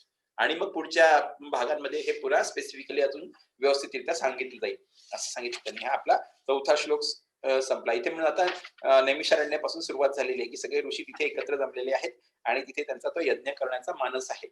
हा 4था श्लोक होता. आता आपण 5व्या श्लोकाकडे जातो. त एकदा तु मुनय प्रातर्हूत हुताग्नयः सत्कृतं सूतमासीनं प्रपच्चूरिदमादरात्. त एकदा तु मुनयः प्रातर्हूत हुताग्नयः सत्कृतं सुतमासीनं प्रपच्चूरिदमादरात्. त एकदा तु मुनयः प्रातर्हूत हुताग्नयः सत्कृतं सुतमासीनं प्रपच्चूरिदमादरात्. They, the sages, ekada, one day, tu, but, munayah, sages, pratah, morning, huta, burning, huta agnayah, the sacrificial fire, satkrutam, due respects, sutam, Sri Suta Goswami, asinam, seated on, prapachuhu, made inquiries, idam, on this as follows, adarat, with due regards, adarat, with due regards. Translation by His Divine Grace Sabachranam Japtyar Samshil Prabhupada ki jai. Anwashil Prabhupada ji ke dwara. One day, after finishing their morning duties by burning a sacrificial fire and offering a seat of esteem to Sri Suta Goswami, the great sages made inquiries with great respect about the following matters. पण एक दिवशी जेव्हा सगळेजण तिथे जमले होते तिथे after finishing their morning duties, म्हणजे त्याला ते मॉर्निंग ड्युटीज अन्निक म्हणतात की त्याला अन्निक म्हणजे सकाळचं जे असतं ते अन्निक सकाळचे प्रातःकर्म जे आहे प्रातःकर्माची प्रातीची उपासना आहे त्याचे अन्निक ओळखल्यानंतर आणि मग ते त्यांनी यज्ञाग्नी तिथे प्रज्वलित केला आणि सुत गोस्वामींना तिथे आदरपूर्वक बसायला एक आसन प्रदान केलं. सुत गोस्वामी तिथे त्या आसनावर बसले, त्यांना आदरपूर्वक तिथे बसवलं आणि मग हे जे सगळे महान ऋषी होते यांनी मग प्रश्न विचारले त्यांना. चौकशी हा शब्द प्रश्न विचारले त्यांना, इन्क्वायरीज केल्या त्यांच्याकडनं विथ ग्रेट रिस्पेक्ट, म्हणजे खूप त्यांच्या मनात सन्मान ठेवून तसा सन्मान प्रदर्शित करून त्यांनी त्यांना प्रश्न विचारले अबाउट द फॉलोइंग मॅटर्स. मग ते प्रश्न कशाचे होते ते खाली सांगितल्याप्रमाणे या गोष्टींचे त्यांनी प्रश्न विचारले. म्हणजे सकाळचे अन्निक त्यांनी संपवले एक दिवशी सगळे ऋषींनी आणि मग ते यज्ञाग्नी प्रज्वलित केल्यानंतर त्यांनी सुत गोस्वामींना आदरपूर्वक बसण्याकरता आसन प्रदान केलं आणि मग त्याच्यानंतर हे जे महान ऋषी होते त्यांनी त्याच्याकडनं प्रश्न विचारायला सुरुवात केली. म्हणजे त्यांना जे काही प्रश्न पडले होते ते प्रश्न त्यांनी विचारायला सुरुवात केली विथ ग्रेट रिस्पेक्ट, म्हणजे पूर्ण आदर प्रदान करत त्यांना प्रश्न विचारले अबाउट द फॉलोइंग मॅटर्स, म्हणजे खालील दिलेल्या विषयांच्या बाबतीत त्यांना प्रश्न विचारले. तात्पर्य शिल प्रभुपाद जी के द्वारा. Morning is the best time to hold spiritual services. ऐका, सकाळची जी वेळ आहे ती सगळ्यात अति उत्कृष्ट वेळ आहे. आपली जी काही आध्यात्मिक सेवा आहे किंवा दिव्य सेवा आपल्याला जी काही कृष्णाची करायची आहे त्याच्याकरता ती सगळ्यात उत्कृष्ट अशी वेळ आहे सकाळची वेळ. म्हणून आपण सांगितलं की सकाळीच आपल्याला जप करायचा आहे. पूर्ण जेवढ्या माळा आहेत मॅक्झिमम जर का 16 माळा आपण करत असतो तर 4 माळा 8 माळा 12 माळा 16 माळा जे काही करतो त्या सकाळी लवकरात लवकर करून ते सकाळी संपवले पाहिजे. त्याचं वाक्य आलं इथे, morning is the best time to hold the spiritual services. म्हणजे ज्या काही आध्यात्मिक सेवा आपल्याला करायच्या किंवा आध्यात्मिक जे काही आपल्याला करायचं आहे जी काही आपल्याला आराधना करायची आहे, अर्चना करायची आहे, त्याच्याकरता सकाळची वेळ ही अतिशय उत्तम, उत्कृष्ट आहे. The great sages offered the speaker of the Bhagavatam an elevated seat of respect called the Vyasasana or the seat of Shri Vyasadev. म्हणजे जे महान ऋषी होते त्यांनी भागवतमचे जे कथाकार होते त्यांना एक उच्च आसन प्रदान केलं, ज्याला की व्यासासन असं म्हणतात. त्याला व्यासासन का म्हणतात? कारण ते व्यासदेवांची ती बसायची जागा आहे. व्यासदेवाची बसायची जागा म्हणजे कशी ते पुढे सांगितले त्यांनी. Vyasadeva is the original spiritual preceptor for all the men. म्हणजे श्रील व्यासदेव जे आहेत ते सगळ्यात मूळ आदि गुरु आहेत ते. मूळ आदि गुरु जे आहेत ते श्रील व्यासदेव आहे. पूर्ण जेवढे लोक आहेत किंवा जेवढे म्हणजे हे आहेत फॉर ऑल द मेन म्हणजे सगळ्या लोकांकरता ते आदि गुरु तेच आहेत. And all other preceptors are considered to be his representative. आणि बाकीचे जेवढे गुरु त्यांच्यानंतर आले ते त्यांचे प्रतिनिधी म्हणूनच ते त्यांना ओळख असते. आदि गुरु आपले सगळ्याचे ते व्यासदेवच आहेत. Representative is one who can exactly present his the viewpoint of Shri Vyasadeva. आणि प्रतिनिधी कोणाला म्हणायचं? तर हा प्रतिनिधी कसा असला पाहिजे की जो व्यासदेवाचा जो काही दृष्टिकोन आहे तो दृष्टिकोन जसाच्या तसा मांडू शकेल, तो त्याचा रिप्रेझेंटेटिव्ह. असं नाही व्यासदेव काहीतरी वेगळं सांगायचा प्रयत्न करून राहिले आणि त्याचा जो प्रतिनिधी व्यासासनावर बसलेला आहे तो काहीतरी वेगळं सांगतो आहे, हे नाही झालं पाहिजे. व्यासदेवांना जे सांगायचं आहे, व्यासदेवांना जे काही अभिप्रेत आहे, त्याच्यातून त्यांना जे काही मिळवायचं आहे, त्याचप्रमाणे तसंच्या तसंच सगळ्या लोकांना जे ऐकून राहिले, जे श्रोते आहेत त्या श्रोत्यांना तसंच्या तसं सांगितलं गेलं पाहिजे. आणि जो असं सांगू शकत असेल तोच त्यांचा खरा प्रतिनिधी आहे, तोच व्याससनावरती बसण्याच्या लायकीचा आहे. Shri Vyasadeva impregnated the message of Bhagavatam unto Shrila Shukadeva Goswami. म्हणजे व्यासदेवांनी सगळ्यात पहिले हा भागवतमचा जो काही संदेश होता किंवा भागवतमची जी काही शिकवण होती ती सगळ्यात पहिले शुकदेव गोस्वामींना प्रदान केली. अँड श्री सुत गोस्वामी हर्ड इट फ्रॉम हिम. आणि त्यावेळेस त्या असेंब्लीमध्ये किंवा त्या सभेमध्ये सुत गोस्वामी पण होते, जेव्हा शुकदेव गोस्वामींनी ही कथा महाराज परीक्षितांना सांगितली. तर त्यावेळेस सुत गोस्वामींनी ही कथा त्यांच्याकडनं ऐकली शुकदेव गोस्वामींकडनं. म्हणजे त्या सभेमध्ये सुत गोस्वामी पण होते. All bona fide representative of Sri Vyasadev in the chain of disciplic succession are to be understood to be Goswamis. म्हणजे बाकीचे मग जे खरेखुरे किंवा जे अधिकृत प्रतिनिधी आहेत व्यासदेवांचे, जे की गुरु परंपरेमध्ये गुरु शिष्य परंपरेमध्ये त्यांच्या नंतर येतात, व्यासदेवांच्या नंतर, त्यांना सगळ्यांना गोस्वामी असं म्हटलं जाते. These Goswamis restrained from all senses. म्हणजे हे जे गोस्वामी असतात हे पूर्णपणे निर्बंध ठेवतात. आपले जे इंद्रिय असतात त्या इंद्रियांना कंट्रोलमध्ये ठेवतात, त्यांना निर्बंधात ठेवायचा प्रयत्न करतात किंवा ठेवतातच. गोस्वामी आहेत ते. गोस्वामी, गो म्हणजे इंद्रिय, गो म्हणजे गाय पण असते, पण गो म्हणजे इंद्रिय आणि गो म्हणजे गाय. तर गो म्हणजे इंद्रिय आणि स्वामी म्हणजे त्याचा कंट्रोल करणारा. इंद्रियांना जो कंट्रोल करतो त्याला गोस्वामी असं म्हटलेलं आहे. म्हणजे गोस्वामी जे आहेत ते आपले जे इंद्रिय त्यांना पूर्णपणे निर्बंधात ठेवतात ते.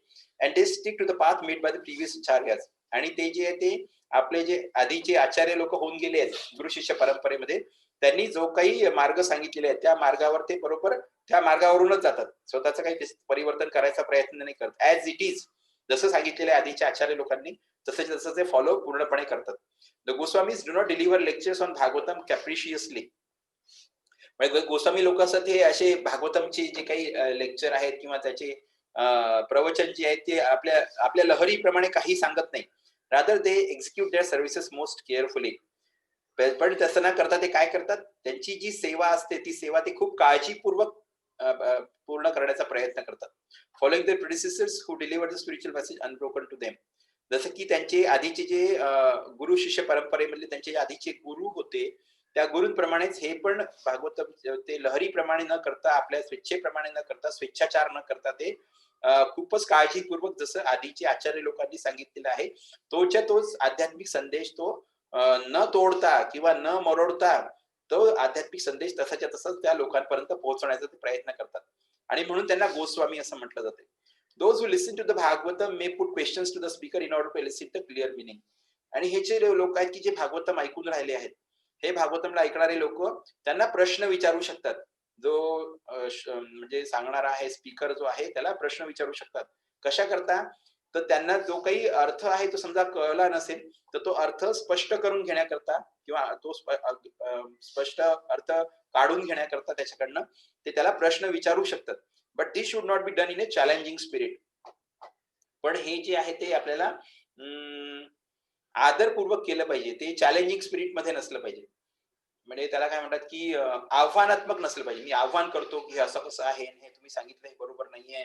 असं कसं होऊ शकते? असं जर का स्पिरिट असली, अशी जर की आपली वृत्ती असली किंवा अशी भावना असली, आव्हानात्मक भावना जर का आपली असली प्रश्न विचारताना, तर मात्र मग नुकसान होते.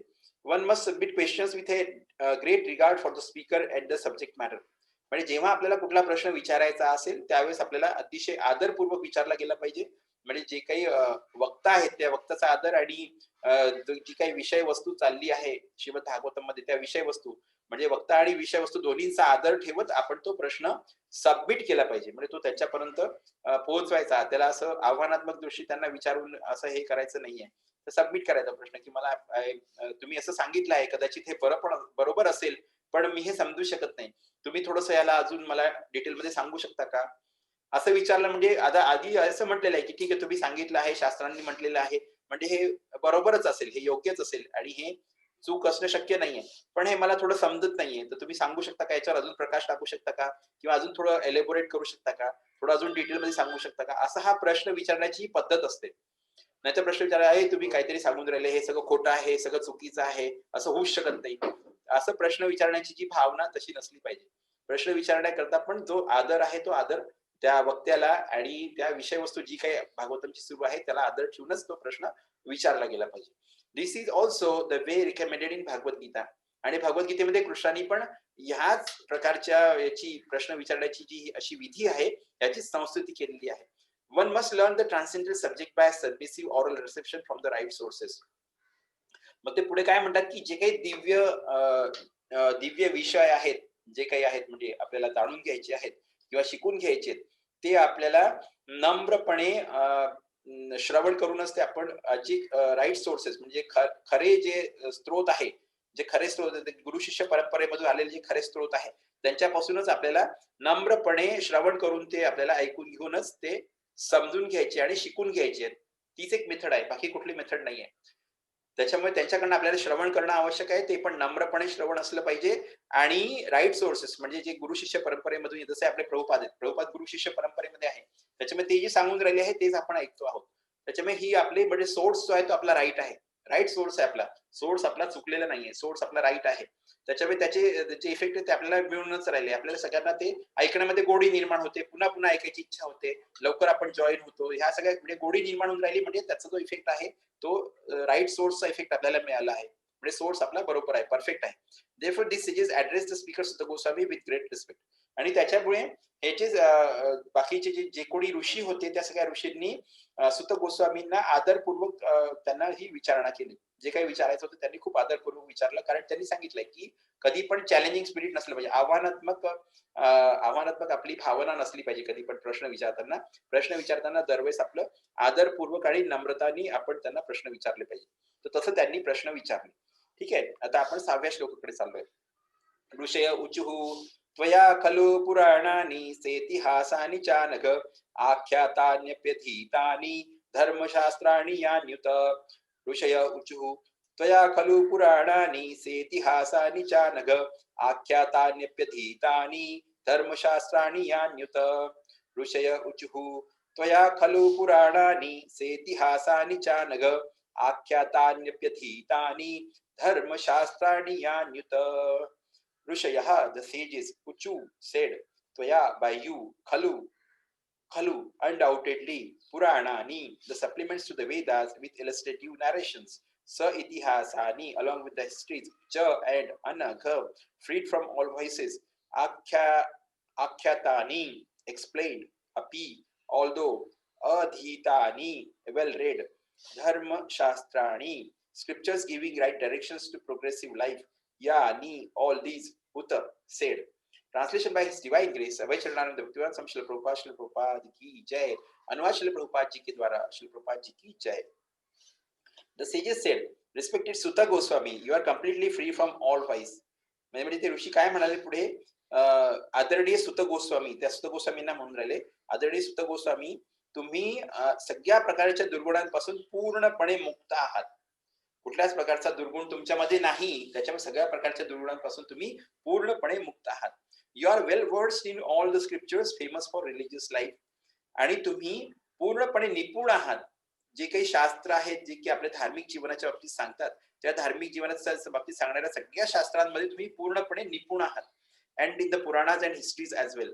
तर त्याचप्रमाणे पुराणांच्या बाबतीत आणि इतिहासाच्या बाबतीत याच्यामध्ये पण तुम्ही पूर्णपणे निपुण आहात. For you have gone through them under proper guidance and have also explain them. त्याचं कारण काय आहे? कारण तुम्ही एक योग्य किंवा उचित मार्गदर्शक जो आहे, त्याने मार्गदर्शनाखाली तुम्ही हे सगळं शिकलेलं आहे आणि त्याचं तुम्ही वर्णन पण केलं आहे. त्याला एक्सप्लेन पण केलेलं आहे. त्याच्यामुळे ह्या सगळ्याच्या बाबतीत तुम्ही पूर्णपणे निपुण आहात. कुठल्या गोष्टीवर निपुण आहात ते पुराणांच्या बाबतीत किंवा रिलिजियस लाईफमध्ये धार्मिक जीवन कसं असलं पाहिजे त्याच्या बाबतीत बोलणारे जे काही शास्त्र आहेत, त्या शास्त्रांमध्ये तुम्ही पूर्ण निपुण आहात. कारण तुम्ही हे जे ज्ञान आहे ते योग्य मार्गदर्शकांच्या हाताखाली हे ज्ञान तुम्ही प्राप्त केलेलं आहे आणि ते तुम्ही त्यांना एक्सप्लेन पण केलेलं आहे, स्वतः एक्सप्लेन केलेलं आहे. त्याच्यामुळे त्याच्या बाबतीत तुमचं ती मास्टरी आहे, म्हणजे तुम्ही निपुण आहात त्याच्यात. Purport by His Divine Grace. सर्वेश्वरनाथ Bhaktivedanta स्वामी श्रील प्रभुपाद की जय. तात्पर्य श्रील प्रभुपाद जी के द्वारा. A Goswami or a bona fide representative of Shri Vyasadev must be free from all kinds of vices. आता जे गोस्वामी आहे किंवा जे व्यासदेवांचे जे अधिकृत प्रतिनिधी आहेत, म्हणजे जे खरे प्रतिनिधी आहेत व्यासदेवांचे, ते कसे असले पाहिजे? तर must be free from all kinds of vices, म्हणजे जे काही दुर्गुण आहेत त्या दुर्गुणांपासून ते पूर्णपणे मुक्त असले पाहिजे. The four major vices of Kaliyuga, म्हणजे कलियुगातले जे 4 मुख्य दुर्गुण आहेत ते कोणते आहेत? इलिसिट कनेक्शन विथ वुमन, म्हणजे परस्त्री संग जो आपण म्हणतो की नाही, तो एक पहिला दुर्गुण. ॲनिमल स्लॉटर, म्हणजे जनावरांची हत्या करून त्यांचं मांस भक्षण करणे, हे दुसरं. तिसरं इंटॉक्सिकेशन, म्हणजे मद्यपान करणे, तिसरं. आणि speculative gambling of all sorts, म्हणजे सगळ्या प्रकारचं गॅम्बलिंग म्हणजे जुवा खेळणं, म्हणजे त्याच्यामध्ये मग ते आपलं काय म्हणतात त्याला, शेअर मार्केट वगैरे सगळं, त्याला तो पण एक प्रकारचा जुवाच आहे. हे जे 4 प्रकारचे हे 4 मोठे दुर्गुण आहेत कलियुगातले. पहिलं काय? परस्त्री संघ आहे. दुसरा ॲनिमल स्लॉटर, म्हणजे जनावरांची हत्या करणं आणि त्यांचं मांस भक्षण करणं. तिसरं इंटॉक्सिकेशन, म्हणजे मद्यपान करणं. आणि चौथं स्पेक्युलेटिव्ह गॅम्बलिंग, म्हणजे सगळ्या प्रकारचा जुवा, त्याच्यामध्ये तो चौथा असा हे. म्हणजे हे पापाचे 4 स्तंभ आहे. हे पाप 4, ह्या 4 रीतीने पाप कलियुगात घडत राहते. त्याच्यामुळे हे 4 जर का आपल्या आयुष्यात नसतील तर पाप मग आपल्या आयुष्यातलं शून्य होऊन जाते आणि मग त्याच्यानंतर पाप पुढे आपलं वाढत नाही. त्याच्यामुळे हे पापाचे हे 4 कारण त्यांनी सांगितले. ते 4 कारणांनीच आपल्या जीवनात पाप घडत असते. A Goswami must be free from all these voices before he can dare sit on the व्यासासन. म्हणजे कुठलाही गोस्वामी असेल, त्यांनी व्यासासनावर बसण्याची हिंमत करण्याच्या आधी तो ह्या जे 4ही दुर्गुण आहे, या 4ही दुर्गुणांपासून तो पूर्णपणे मुक्त झालेला असला पाहिजे, असं त्यांचं म्हणणं आहे. म्हणजे व्यासासनावर बसण्याची हिंमत करण्याच्या आधी तो जो हा आहे आपला गोस्वामी आहे, तो पूर्णपणे ह्या 4 दुर्गुणांपासून पूर्णपणे मुक्त झालेला असावा. No one should be allowed to sit on the Vyasasan who is not spotless in character and who is not freed from the above mentioned voices. म्हणजे कोणीच त्या व्यासासनावर बसायला त्याला अनुमती प्रदान नाही केली पाहिजे, जो की निष्कलंक चरित्राचा नाही आहे आणि जो की वर दिलेले 4 दुर्गुण आहेत, त्या 4 दुर्गुणांपैकी पासून जो मुक्त झालेला नाहीये, अशाला व्यासासनावर बसण्याची अनुमती नाही दिली गेली पाहिजे. He not only should be freed from all such vices but must also be well versed in all revealed scriptures or in the Vedas. म्हणजे त्याच्यामध्ये नुसते हे 4 दुर्गुणच नसावे असं आहे, असंच नाही, तर याच्या व्यतिरिक्त जे काही आपले शास्त्र आहे किंवा वेद आहे, याच्यामध्ये पण त्याला चांगली गती असली पाहिजे, म्हणजे त्याच्यामधली त्याला माहिती असली पाहिजे, असं त्यांनी सांगितलेलं आहे. नुसतंच म्हणजे दुर्गुणच नाही असं नाही, ते नुसते दुर्गुण नाही म्हणून तो व्यासनावर बसून लेक्चर देईल का, प्रवचन देईल का, नाही. त्याच्या व्यतिरिक्त त्याला मग वेदांची माहिती पाहिजे किंवा जे काही शास्त्र आहे, शास्त्राच्या बाबतीत थोडी बहुत तरी माहिती त्याला वेल वर्स्ड म्हणजे निपुण असला पाहिजे, चांगली माहिती त्याला माहिती असली पाहिजे. The Puranas are also parts of the Vedas, जे पुराण आहेत ते पण वेदांचाच एक भाग आहेत. And histories like Mahabharata and Ramayana are also parts of the Vedas, आणि जे हिस्ट्री आहे, इतिहास आहेत, जसं की महाभारत झालं, रामायण झालं, हे पण वेदांचाच एक भाग म्हटले गेले आहेत. द आचार्य और the Goswami must be well acquainted with all this literatures, म्हणजे हे आचार्य किंवा गोस्वामी जे कोणी व्याससनावर बसणार आहेत त्यांना याच्या जे काही हे साहित्य आहे, वैदिक साहित्य आहे किंवा आध्यात्मिक साहित्य, दिव्य साहित्य आहे, याच्याशी त्यांचा चांगला परिचय असला पाहिजे, त्याच्यावरती त्यांना चांगली माहिती असली पाहिजे. To hear and explain them is more important than reading them. आता हे महत्वाचं वाक्य आहे खूप. नुसतं वाचन करणं याच्यापेक्षा त्याला ऐकणं आणि मग ते एक्सप्लेन करून घेणं हे जास्ती महत्वाचं आहे. To hear and explain them is more important than reading them. नुसतंच वाचत जायचं तर आपण ते वाचलं म्हणजे आपलं मन तिथे राहत नाही. मग आपण दुसरीकडे कुठेतरी असतो आणि ते वाचत गेल्यानंतर पुन्हा ते आपल्या काही लक्षात राहत नाही. पुन्हा आपण विसरून जातो. कितीदाही वाचलं तरी ते आपल्याला लक्षात राहत नाही. पण तेच जर का आपण ऐकलं, खूप लक्ष देऊन जर का ऐकलं आणि ते एक्सप्लेन जर का करायला मिळालं तर आपल्याला मग ते चांगलं लक्षात राहते आणि ते जन्मजन्मांतरापर्यंत ते आपल्या सोबत राहते. त्याच्यामुळे हे सगळ्यात महत्वाचं आहे. टू हिअर अँड एक्सप्लेन म्हणजे ते आपल्याला स्वतःला ऐकता आलं पाहिजे आणि त्याचं एक्सप्लेनेशन आपल्याला मिळालं पाहिजे. म्हणजे तर ते जास्ती महत्वाचं आहे नुसतं वाचण्यापेक्षा. म्हणजे हे भागवत जर का घरी घेतलं आणि वाचायला सुरुवात केली तर ठीक आहे. म्हणजे आता काहीच नाहीये, जसं आता ऐकायला कुठे चान्सेस नाहीये तर आपण घरी वाचतोय, ती गोष्ट वेगळी झाली. मग काही ना काही तर सुरू आहे, something is better than nothing. पण जिथे आपल्याला ऐकायला मिळत असेल तर ऐकणं जास्ती महत्वाचं आहे. ऐकल्याने कारण काय होते की आपलं म्हणजे मन आणि ऐकण्याची जी आहे म्हणजे कान हे दोन्हीचे दोन्ही एंगेज होतात आणि त्याच्यामुळे आपली एकाग्रता होते. पण वाचण्यामध्ये तसं नाहीये. वाचण्यामध्ये 2 इंद्रिय एंगेज होत नाही, त्याच्यामुळे ती एकाग्रता काही व्यवस्थित होईल याची शाश्वती नाहीये आणि म्हणून रीडिंग तेवढी फ्रुटफुल नाहीये. One can estimate the knowledge of the revealed scriptures only by hearing and explaining. म्हणजे हे जे ज्ञान आहे वेदांचं जे काही आहे किंवा जे शास्त्र आहे या शास्त्राचं ज्ञान आपण जास्तीत जास्त आत्मसात कसं करू शकतो तर ऐकून आणि त्याचं एक्सप्लेन करून म्हणजे ते जास्तीत जास्त विस्तारामध्ये सांगून ते आपण त्याचं ज्ञान आत्मसात करू शकतो. हिअरिंग इज कॉल्ड श्रवण अँड एक्सप्लेनिंग इज कॉल्ड कीर्तन. म्हणजे आपण जे ऐकतो आहोत हिअरिंग त्याला म्हणतात श्रवण करणे आणि एक्सप्लेनिंग म्हणजे जे काही आपण डिटेलमध्ये एक्सप्लेन करतो त्याला कीर्तन असं म्हणतात. एक श्रवण आणि कीर्तन म्हणजे असे नवविधा भक्तीमध्ये ह्या 2 भक्तीच्या विधा आहेत. या 2 मेथड्स आहेत, श्रवण करणे आणि कीर्तन करणे. या दोन्ही गोष्टी आपल्याला याच्यामध्ये साध्य होतात. श्रीमद भागवत म्हणजे आपण श्रवण करून राहिलो आहे. याच्यामध्ये दोन्ही विधांनी आपली भक्ती सुरू आहे. एक तर श्रवण करतोय आपण आणि कीर्तन पण करतोय. The two processes of shravan and kirtan are of primary importance to the progressive spiritual life. आणि हे जे 2 विधी आहेत श्रवण करणे आणि कीर्तन करणे ह्या फार महत्वाच्या आहेत. म्हणजे प्राथमिक आहेत पण त्या फार महत्वाच्या आहेत आपल्या आध्यात्मिक जीवनाच्या उन्नती करता. आध्यात्मिक जीवनामध्ये उन्नती प्राप्त करण्याकरता ह्या दोन्ही ज्या गोष्टी आहेत श्रवण आणि कीर्तन ह्या फार जास्ती महत्वाच्या आहेत. Only one who has properly grasped the transcendental knowledge from the right source by submissive hearing can properly explain the subject. माझं ते म्हणतात एक्सप्लेन कोण करेल? एक्सप्लेन पण करता आलं पाहिजे ना. मग एक्सप्लेन करण्याकरता काय क्वालिफिकेशन आहे? तर एक्सप्लेन तोच करू शकेल ज्यांनी हा जो दिव्य ज्ञान आहे ते समजून घेतलेला आहे व्यवस्थितपणे, ग्रास्प केलेला आहे प्रॉपरली, त्याला समजून घेतलेला आहे फ्रॉम द राईट सोर्स. पुन्हा ते राईट सोर्स म्हणजे गुरु शिष्य परंपरेमधले जे गुरु असतील त्या गुरूंकडनं त्यांनी हे दिव्य ज्ञान ज्यांनी समजून घेतलेलं आहे आणि ते कसं समजलेलं आहे तर बाय सबमिसिव्ह हिअरिंग म्हणजे नम्रपणे त्यांनी ते ज्ञान ऐकून घेतलेलं आहे आणि श्रवण केलेलं आहे आणि ते समजून घेतलेलं आहे. असा जो व्यक्ती आहे तोच त्याला प्रॉपरली म्हणजे प्रॉपरली त्याला त्याचं विवरण प्रदान करू शकतो किंवा त्याला एक्सप्लेन करू शकतो. म्हणजे हिअरिंग करण्याकरता त्यांनी सांगितलं की हिअरिंग करायला म्हणजे हिअरिंग जास्ती चांगलं आहे आणि एक्सप्लेनिंग असा व्यक्ती करू शकतो की ज्यांनी दिव्य ज्ञान सॉरी गुरु शिष्य परंपरेकडनं घेतलेलं आहे आणि ते पण नम्रपणे ग्रहण केलेलं आहे, तो सांगू शकतो. हरे कृष्ण. 2 मिनिटं मी पाणी घेतो. थोडं पाणी ठेवावी लागेल.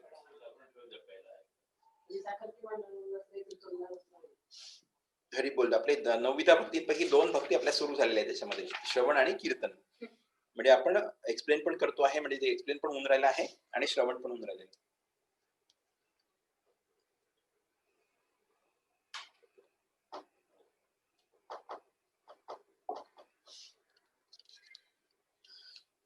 सॉरी मला ठसका लागला एकदम, त्याच्यामुळे थोडं 2 मिनिटं थांबावं लागलं पाणी प्यायला. हरी बोल. हरे कृष्णा. तर आता किती 5:15 झालेले आहेत. अजून पुढचा एक श्लोक घ्यायचा का? हा छोटासा आहे, ठीक आहे, होऊन जाईल आपण. टेक 7 7वा श्लोक आपण घेतोय आता. पहिल्या स्कंधाच्या पहिल्या अध्यायाचा 7वा श्लोक आपण घेतोय आता. पहिला स्कंध पहिला अध्याय 1.1.7 पहिला स्कंध पहिला अध्याय आणि 7वा श्लोक. यानी वेदविदां श्रेष्ठो भगवान बादरायणः अन्ये च मुनयः सूत परावर विदो विदुः. यानी वेदविदां श्रेष्ठो भगवान बादरायणः अन्ये च मुनयः सूत परावर विदो विदुः. यानी वेदविदां श्रेष्ठो भगवान बादरायणः अन्ये च मुनयः सूत परावर विदो विदुः. Yani, all that, Ved Vidam, scholars of the Vedas, Shresthaha, senior most, Bhagvana, incarnation of Godhead, Badarayana, Vyasadev, Anye, others, Cha and Munayaha, the sages, Sutta, O Sutta Goswami, Paravara Vidaha, amongst the learned scholars, one who is conversant with physical and metaphysical knowledge, Viduhu, one who knows. Translation by His Divine Grace, Abhay Charanam Bhaktivan Swami Srila Prabhupada की जय. अनुवाद श्रील प्रभुपाद जी के द्वारा. Being the eldest learned Vedantist, O Sutta Goswami, you are acquainted with the knowledge of Vyasadeva, who is the incarnation of Godhead, and you also know other sages who are fully versed in all kinds of physical and metaphysical knowledge. म्हणजे म्हणतात की सगळ्यात eldest म्हणजे सगळ्यात senior most असे वेदांत जाणणारे कोण आहेत? सुत गोस्वामी. त्यांना ते इथे करतात. You are acquainted with the knowledge of Vyasadeva, म्हणजे व्यासदेवांनी जे काही ज्ञान दिलेलं आहे त्या ज्ञानापासून तुम्ही परिचित आहात, ते तुम्हाला माहिती आहे. Who is incarnation of God. आणि व्यासदेव जे आहे ते स्वतः कृष्णाचे अवतार आहेत. ते लिटररी इन्कार्नेशन म्हणजे साहित्यिक अवतार जो आहे तो व्यासदेवांना म्हटलं जाते. साऊंड इन्कार्नेशन म्हणजे Holy name of the Lord, म्हणजे कृष्णाचं पवित्र नाम, तो त्याचा ध्वनी अवतार आहे. लिटररी इन्कार्नेशन म्हणजे साहित्य अवतार कोणता आहे? व्यासदेव आहेत. आणि तिसरा अजून कोणता अवतार आपण पाहिला? अर्च अवतार. अर्च अवतार म्हणजे अर्चविग्रह जे मंदिरामध्ये असतात त्याला अर्च अवतार असं म्हणतात. म्हणून म्हणतात की अवतारचे अनंत आहेत, कृष्णाचे अनंत अवतार आहेत. अनंत अवतार पूर्ण विश्वामध्ये पसरलेले असे अनंत अवतार असतात, तर ते वेगवेगळे अवतार असतात. व्यासदेव म्हणजे साहित्य अवतार आहे, साहित्यिक अवतार आहे. Who is incarnation of god म्हणजे ते कृष्णाचा अवतार आहेत Vyasadeva. And you also know other sages who are fully versed in all kinds of physical and metaphysical knowledge. आणि याच्या व्यतिरिक्त तुम्हाला असे दुसरे ऋषी पण माहिती आहेत की ज्यांना पूर्णपणे ज्ञान आहे याचे भौतिक आणि जे मेटाफिजिकल म्हणजे तत्वज्ञानासंबंधित जे काही ज्ञान आहे ते ज्या ऋषींना आहे त्यांच्या बाबतीत पण तुम्हाला चांगली माहिती आहे, असं सुत गोस्वामींना ते त्याच्यामध्ये हे आवाहन करतात. Prepared by His Divine Grace, Abhay Charanam Bhaktivan Swami Srila Prabhupada ki jai. तात्पर्य श्रील प्रभुपाद जी के द्वारा. Shrimad Bhagavatam is a natural commentation on the Brahma Sutra or बादरायणी Vedanta Sutra. म्हणजे श्रीमद् भागवतम जी आहे ती एका प्रकारे पाहायला गेलं ती व्याख्याच आहे ब्रह्मसूत्रांची किंवा बादरायणी वेदांत सूत्र जे आहे. वेदांत सूत्र आणि ब्रह्मसूत्र एकच आहेत, तर याच्यावरती केलेली व्याख्या आहे श्रीमद् भागवतम. म्हणजे it is called natural because Vyasadeva is the author of both the Vedanta Sutra आणि Shrimad Bhagavatam or the essence of all Vedic literatures. याला नैसर्गिक किंवा असं प्राकृतिक असं का म्हटलंय? नॅचरल कॉम्बिनेशन म्हणजे नैसर्गिक व्याख्या असं का म्हटलं? कारण व्यासदेव जी आहेत त्यांनीच वेदांत सूत्र पण लिहिलं आणि श्रीमद् भागवतम पण लिहिलं आहे. त्याच्यामुळे तीच व्याख्या बरोबर त्यांनी श्रीमद् भागवतम मध्ये आणण्याचा प्रयत्न केलेला आहे की वेदांत सूत्रांची व्याख्या त्यांनी श्रीमद् भागवतम मध्ये व्यवस्थितपणे आणायचा प्रयत्न केला. त्याच्यामुळे त्याला नैसर्गिक असं म्हटलेलं आहे. आणि कारण काय की ते म्हणजे पूर्ण वैदिक साहित्य जे आहे त्याचा तो सार आहे. हे वेदांत सूत्र म्हणजे त्या पूर्ण वैदिक साहित्याचा सार आहे, त्याच्यामध्ये पूर्ण सार येतो. म्हणजे पूर्ण बाकी वैदिक लिटरेचर नाही आपल्याला माहिती असलं, पण वेदांत जरी माहिती, वेदांत सूत्र जरी माहिती असतील तरी चालते त्याच्यामध्ये. पण वेदांत सूत्र पण समजायला एवढे कठीण आहे की ते आपल्याला समजू शकत नाही. म्हणून मग त्यांनी ते श्रीमद् भागवतम मध्ये त्याचा पूर्ण सार आणायचा प्रयत्न केलेला आहे. Besides Vyasdev, there are other sages who are author of 6 different philosophical systems. म्हणजे व्यासदेवांच्या व्यतिरिक्त अजून वेगळे ऋषी मुनी आहेत जे की अजून वेगवेगळ्या प्रकारचे 6 ज्यांनी मेथड सांगितले आहे. फिलॉसॉफिकल सिस्टम म्हणजे दार्शनिक पद्धती आहेत अशा 6 प्रकारच्या त्याचे ते ऋषी आहेत, त्यांनी त्या सुरू केलेल्या आहेत. जसं की गौतम आहेत, कन्नड ऋषी आहेत, कपिल ऋषी आहेत, पतंजली ऋषी आहेत, जैमिनी आहेत आणि अष्टवक्र ऋषी. अशा या 6 ऋषींनी वेगवेगळ्या अशा दार्शनिक पद्धती सुरू केलेल्या आहेत ज्ञानाच्या, आणि त्याच्यामुळे त्यांचे वेगवेगळे असे क्षेत्र आहे, प्रत्येकाचे वेगवेगळे. Theism is explain completely in the Vedanta Sutra. म्हणजे तत्वज्ञान जे आहे ते पूर्णपणे कृष्णाची ईश्वराची पूजा कशी करायची, त्याला कसं प्राप्त करून घ्यायचं, याचं जे ज्ञान आहे ते पूर्णपणे वेदांत सूत्रामध्ये आलेलं आहे. Whereas in other systems of philosophical speculations, practically no mention is given to the ultimate cause of all causes. जेव्हा की या बाकीच्या ज्या विधी आहेत, म्हणजे बाकीचे जे ज्ञानाच्या ब्रांचेस आहेत, जे की गौतम ऋषी आहे, कन्नड ऋषी आहे, कपिल ऋषी आहे, पतंजली ऋषी, जैमिनी ऋषी, अष्टवक्र ऋषी, यांनी जे काही मेथड सांगितले आहे किंवा जे काही विधी सांगितलेले आहेत त्याच्यामध्ये कृष्णाच्या बाबतीत किंवा अजून कॉज ऑफ ऑल कॉजेस म्हणजे सगळ्या कारणांचं अंतिम कारण काय आहे याच्या बाबतीत काहीच त्याच्यामध्ये उल्लेख आलेला नाही आहे. त्याच्यामुळे ते म्हणजे कृष्णाच्या बाबतीत काहीच सांगत नाही, बाकीच्या गोष्टींवर त्याचा भर जास्ती आहे असं त्याचं म्हणण्याचं आहे. One can sit on the Vyasasana only after being conversant in all systems of philosophy, so that one can present fully the theistic views of Bhagavatam in defiance of all other systems. पुढे ते काय सांगतात की व्याससनावर तोच बसू शकतो ज्याला की ह्या ज्या म्हणजे तत्वज्ञानाच्या किंवा दर्शनशास्त्राच्या ज्या ह्या 6 विधी आहे याच्यामध्ये पूर्ण ज्ञान आहे. म्हणजे गौतम ऋषी, कन्नड ऋषी, कपिल ऋषी, पतंजली ऋषी, जैमिनी ऋषी, अष्टवक्र ऋषींनी जे काही पद्धत सांगितली आहे दर्शनशास्त्राची, याच्या बाबतीत त्याला पूर्ण ज्ञान असलं पाहिजे. आणि त्याच्या व्यतिरिक्त मग त्याला हे सिद्ध करता आलं पाहिजे की ह्या सगळ्या ज्ञानापेक्षा श्रीमद भागवतम मध्ये जे सांगितलेलं आहे, जो व्ह्यू घेतलेला आहे किंवा जे मत मांडलेलं आहे ते ह्या सगळ्यांपेक्षा सर्वश्रेष्ठ आहे, हे पण त्याला सांगता आलं पाहिजे. कारण काय आहे की याच्यामध्ये यांच्या वेगवेगळ्या काय एकामध्ये काहीतरी मला वाटते न्यायशास्त्र आहे, एका याच्यामध्ये तर्कशास्त्र आहे, असे पतंजलीचं योगशास्त्र आहे, असे वेगवेगळे शास्त्र आहेत. पण ह्याच्यामध्ये कृष्णाची भक्ती किंवा कृष्णाला प्राप्त करून घेणे याच्या बाबतीत कुठल्याच गोष्टीत काही सांगितलेलं नाही. त्याच्यामुळे याच्या सगळ्यांपेक्षा श्रीमद भागवतम हे केव्हाही श्रेष्ठच आहे, त्या बाबतीत काही म्हणजे प्रश्नच नाहीये. पण ते आपल्याला सिद्ध करता आलं पाहिजे. व्यासस्थानावर बसल्यानंतर आपल्याला ते सांगता आलं पाहिजे, व्यवस्थित समजावून सांगता आलं पाहिजे की या ज्या सगळ्या गोष्टी आहेत ते फिलॉसॉफिकल स्पेक्युलेशन आहे. म्हणजे दर्शनशास्त्र किंवा अध्यात्माच्या बाबतीत केलेले अनुमान किंवा तर्क आहेत नुसते बस. अनुमान आणि तर्क आपल्याला कुठेच घेऊन नाही जाऊ शकत. अनुमानच करत बसलो तर अनुमान करत करत किती जन्म निघून जातील तरी आपण कुठल्या ठिकाणी पोहोचू शकत नाही. पण जे बाकी आता श्रीमद भागवतम कसं ठोस रूपाने सांगते की हे म्हणजे असंच आहे, हे म्हणजे असंच आहे आणि याच्याप्रमाणे केलं तर हे असंच होणार आहे. आणि आजपर्यंत गुरु शिष्य परंपरेमध्ये जेवढे आचार्य आहेत त्या सगळ्यांनी त्याचा अनुभव घेतलेला आहे आणि त्यांनी सगळ्यांनी पुन्हा सर्टिफाय केलेलं आहे की हो हे सगळं बरोबर आहे. त्याच्यामुळे मग आपण जे सांगतो की हे ठामपणे सांगू शकतो की हे सगळं बरोबर आहे आणि हे आपण फॉलो केलं तर आपल्या जीवनाचा उद्धार होणार आहे. तसं हे बाकीचे जे 6 जे दर्शनशास्त्र आहेत त्याच्यामध्ये तसं नाहीये. त्याच्यामध्ये वेगवेगळ्या गोष्टी मांडलेल्या आहेत. न्यायशास्त्र आणि तर्कशास्त्राचा कृष्णाशी तसा काही संबंध नाहीये, कृष्णाच्या भक्तीशी काही संबंध नाहीये. पण ते आहेत बुवा, मग आपल्याला माहिती पाहिजे. म्हणजे जो व्यासस्थानावर ज्याला बसायचं असेल त्याला या सगळ्या गोष्टींची माहिती पाहिजे. मग त्याला सांगता आलं पाहिजे की भागवतम जे आहे ते ह्या 6 जे दर्शनशास्त्राचे विषय आहेत त्याच्यापेक्षा कधी पण सर्वश्रेष्ठ आहे. श्रील सुत Goswami was the proper teacher. आणि पुढे ते म्हणतात की सुत गोस्वामी जे होते ते प्रॉपर त्याचे शिक्षक होते किंवा प्रॉपर आचार्य होते. And therefore the sages at Naimisharanya elevated him to the Vyasasana. आणि त्याच्यामुळे जे नैमिषारण्याला एकत्र झालेले जेवढे पण ऋषी होते त्या सगळ्यांनी त्यांना तो मान प्रदान केला आणि व्यासासनावर ते बसले. Srila Vyasadeva is designated herein as the personality of Godhead because he is authorized empowered incarnation. या श्लोकामध्ये व्यासदेवांना जे येते पुरुषोत्तम भगवान श्रीकृष्ण यांचा अवतार असं म्हटलेलं आहे, कारण ते अधिकृत शक्त्यावेश अवतार आहेत कृष्णाचे. अधिकृत शक्ती आवेश, शक्ती म्हणजे कृष्णाने आपली शक्ती त्यांना प्रदान केली आणि असा तो अवतार आहे. आणि त्याच्यामुळेच मग ते एवढे सगळे वेद, शास्त्र, पुराण आणि सगळे इतिहास वगैरे सगळं त्यांनी लिहू शकले. ते म्हणजे ते एक सामान्य माणसाचं काम असूच शकत नाही, कोणीच करू शकत नाही. ते कृष्णाने स्वतः केलेलं आहे आणि म्हणून ते अधिकृत शक्ती आवेश अवतार, शक्ती आवेश अवतार त्याला असं म्हणतात. ऑथोराइज्ड एम्पॉवर्ड इन्कार्नेशन म्हणजे अधिकृत शक्ती आवेश अवतार ते व्यासदेव आहेत कृष्णाचे.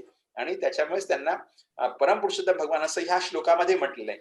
पर्सनॅलिटी ऑफ गॉडहेड या श्लोकामध्ये त्यांना भगवान असं म्हटलेलं आहे. भगवान बादरायण यानी वेद विदाम श्रेष्ठो भगवान बादरायण. भगवान बादरायण मग तुम्ही म्हणाल की भगवान तर कृष्णच आहे, मग वेगवेगळे किती भगवान आहेत बुवा. पण तसं नाही. भगवान म्हणजे आता ते त्याचे अवतार आहेत. बादरायण ऋषी म्हणजे वेदव्यास ऋषी पण त्यांचे अवतार आहेत, म्हणून त्यांना पण भगवान इथे म्हटलेलं आहे असं ते इथे सांगतात. हरी बोल, हरे कृष्ण. ग्रंथराज भागवतम की जय. श्रील प्रभुपाद की जय. श्रील गुरुदेव की जय. निताई गौर प्रेमानंदे. हरि हरि बोल. हरे कृष्ण कृष्ण कृष्ण हरे हरे, हरे राम राम राम हरे हरे. 1.1.7 पर्यंत आलो आपण आज. आपण 1.1.4 ला सुरुवात केली आज. तिसरा कालच झाला होता आपला. थर्ड काल संपला होता. 4 पासून सुरू केलं.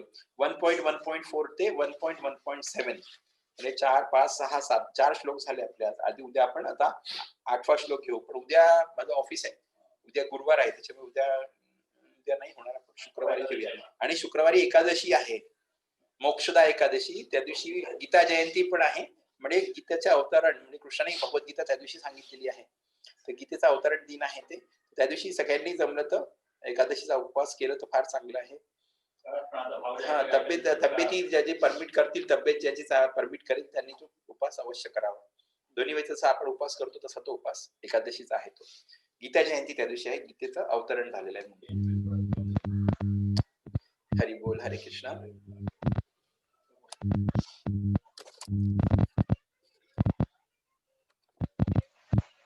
आवाज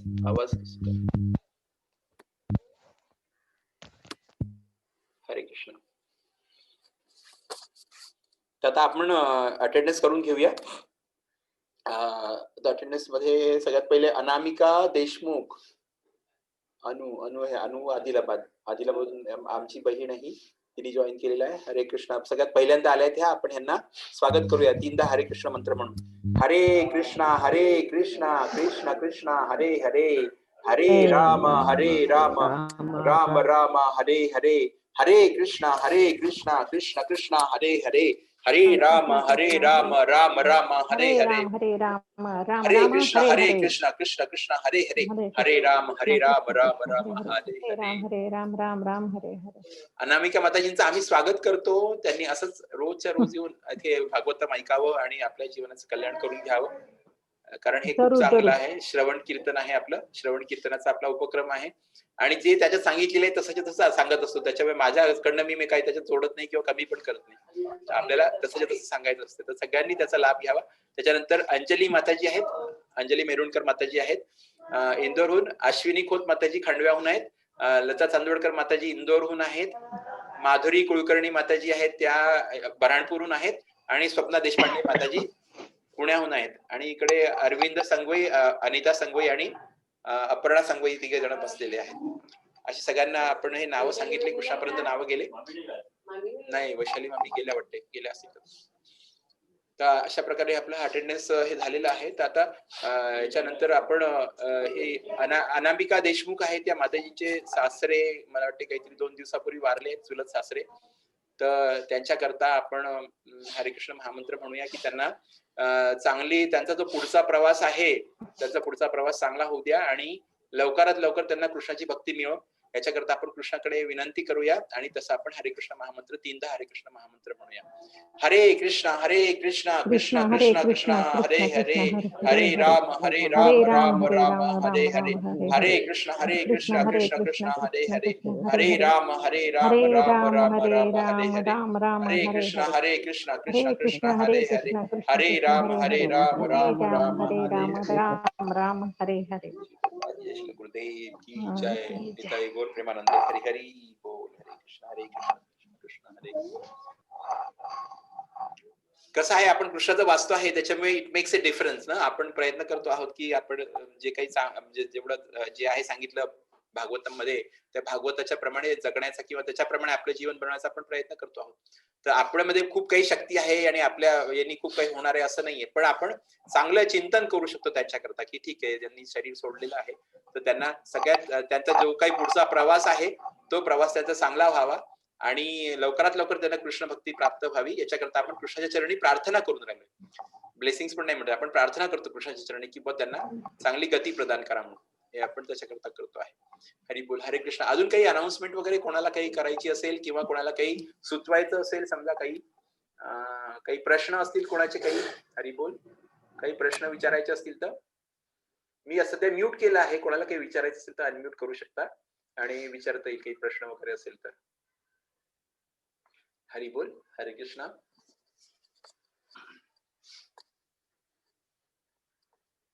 काही प्रश्न असेल, कोणाला काही विचारायचं असेल किंवा कोणाला अजून काही सूचना करायच्या असतील त्याच्याप्रमाणे आपण हे करू शकतो. म्हणजे सूचना वगैरे काही करायच्या. बरं, आज आवाज ऐकू आला ना बरोबर? आज काही डिस्टर्बन्स नाही झालं ना?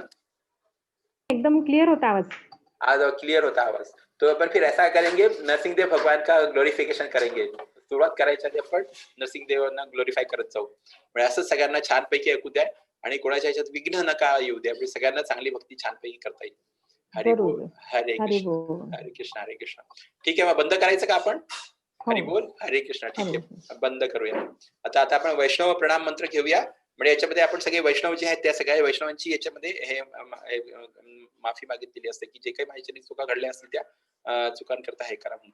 वांछा कल्पतरुभ्यश्च कृपा सिंधुभ्य एव च पतितानां पावनेभ्यो वैष्णवेभ्यो नमो नमः. अनंत कोटी वैष्णव वृंद की जय. नामाचल श्रीदास ठाकुर की जय. हरे नाम प्रभु की जय. श्रील प्रभुपाद की जय. श्रील गुरुदेव की जय. निताई गौर प्रेमानंदे. हरि हरि बोल. हरे कृष्णा कृष्ण कृष्ण हरे हरे, हरे राम राम राम हरे हरे. ठीक आहे, मी बंद करतो मग आता. हरी बोल. हरे कृष्णा. मग आता भेटूया आपण शुक्रवारी संध्याकाळी 4 वाजता. शुक्रवारी संध्याकाळी 4 वाजता. आणि मी आता ह्याचं ते रेकॉर्डिंग पण पोस्ट करायला सुरुवात केलेली आहे. ते युट्यूब वरती ठेवतो सगळं, म्हणजे आपल्या ह्याच्यातला स्टोरेज नको जायला म्हणून युट्यूब वर टाकून देतो सगळं. ते युट्यूब वर ओपन करून कोणालाही ऐकायचं असेल तर ते तिथे ऐकू शकतात म्हणजे. पण याचा अर्थ असा नाहीये की तिथे ऐकायला मिळते तर आपण क्लासमध्ये नाही आलं तर चालेल म्हणून, तसं नाही करायचंय. क्लासमध्ये यायचं आहे, फक्त ज्यांचं येणं जमत नाही की ऑफिसमध्ये आहेत किंवा ज्याची ड्युटी असते, अशा सगळ्यांकरता आपण ते एक फॅसिलिटी तयार केलेली आहे. त्या लोकांना पण त्याचा लाभ घेता यावा म्हणून आपण ते तयार केलेलं आहे. तर ते म्हणजे सगळ्यांकरता जे लोक ऑफिसमध्ये आहेत किंवा ज्यांचं जमत नाही क्लासमध्ये येणं, अशक्य कुठेतरी गोष्ट त्याच्याकरता आपण ते रेकॉर्डिंग केलेलं आहे. बाकीच्यांनी ज्यांचं जमेल त्यांना सगळ्यांना आपल्याला आणून इथे बसवायचंय की ऐका कृष्णाच्या बाबतीत ऐका. अजून जे आपल्या ओळखीचे असतील ज्यांना म्हणजे गोडी असो की नसो, आपण फोन करायचा, त्यांना सांगायचं की असं असं आहे, हा आयडी आणि पासवर्ड आहे, तर तुम्ही पण लॉग इन करा 4 वाजता संध्याकाळी आणि 4 ते 5:30 सगळेजण ऐका. आणि नसेल तर सगळे सोबत बसून ऐकलं तर अजून चांगलं आहे. आपल्या मैत्रिणी वगैरे किंवा जे काही असतील त्यांना सोबत घ्यायचं आणि सोबत बसूनच ऐकलं तर अजून जास्त चांगलं आहे. त्याचे अजून जास्त चांगले इफेक्ट मिळतात आपल्याला.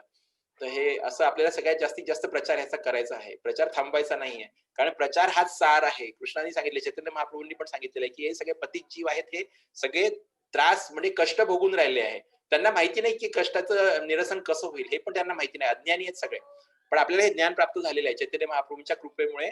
तर हे ज्ञान आपल्याला सगळ्यांना प्रदान करायचंय. सगळ्यांना ओढून पकडून आणायचं. ऐका. त्याच्या कानात तो कृष्णाचं नाव गेल्यानंतर त्याचा इफेक्ट होणार आहे. त्याची पोटेन्सीच आहे, त्याचे सामर्थ्य आहे, ते कृष्णाच्या नावाचं सामर्थ्य आहे, पवित्र नाव आहे ते. त्याच्यामुळे त्यांना फक्त आपल्याला हे करायचं, विनंती करायची, या ऐकून घ्या, तुम्हाला ऐकल्यानंतर चांगलं वाटेल. नाही वाटलं तर काही हरकत नाही, नका ऐकू, पुढच्या बंद करा, पण एकदा तरी ऐका, अशी त्यांना विनंती करायची. त्याच्यामुळे मग ज्याला घ्यायचं ते घेतील आणि जॉईन होतील आपल्याला. ठीक आहे ना. हरी बोल, हरे कृष्ण.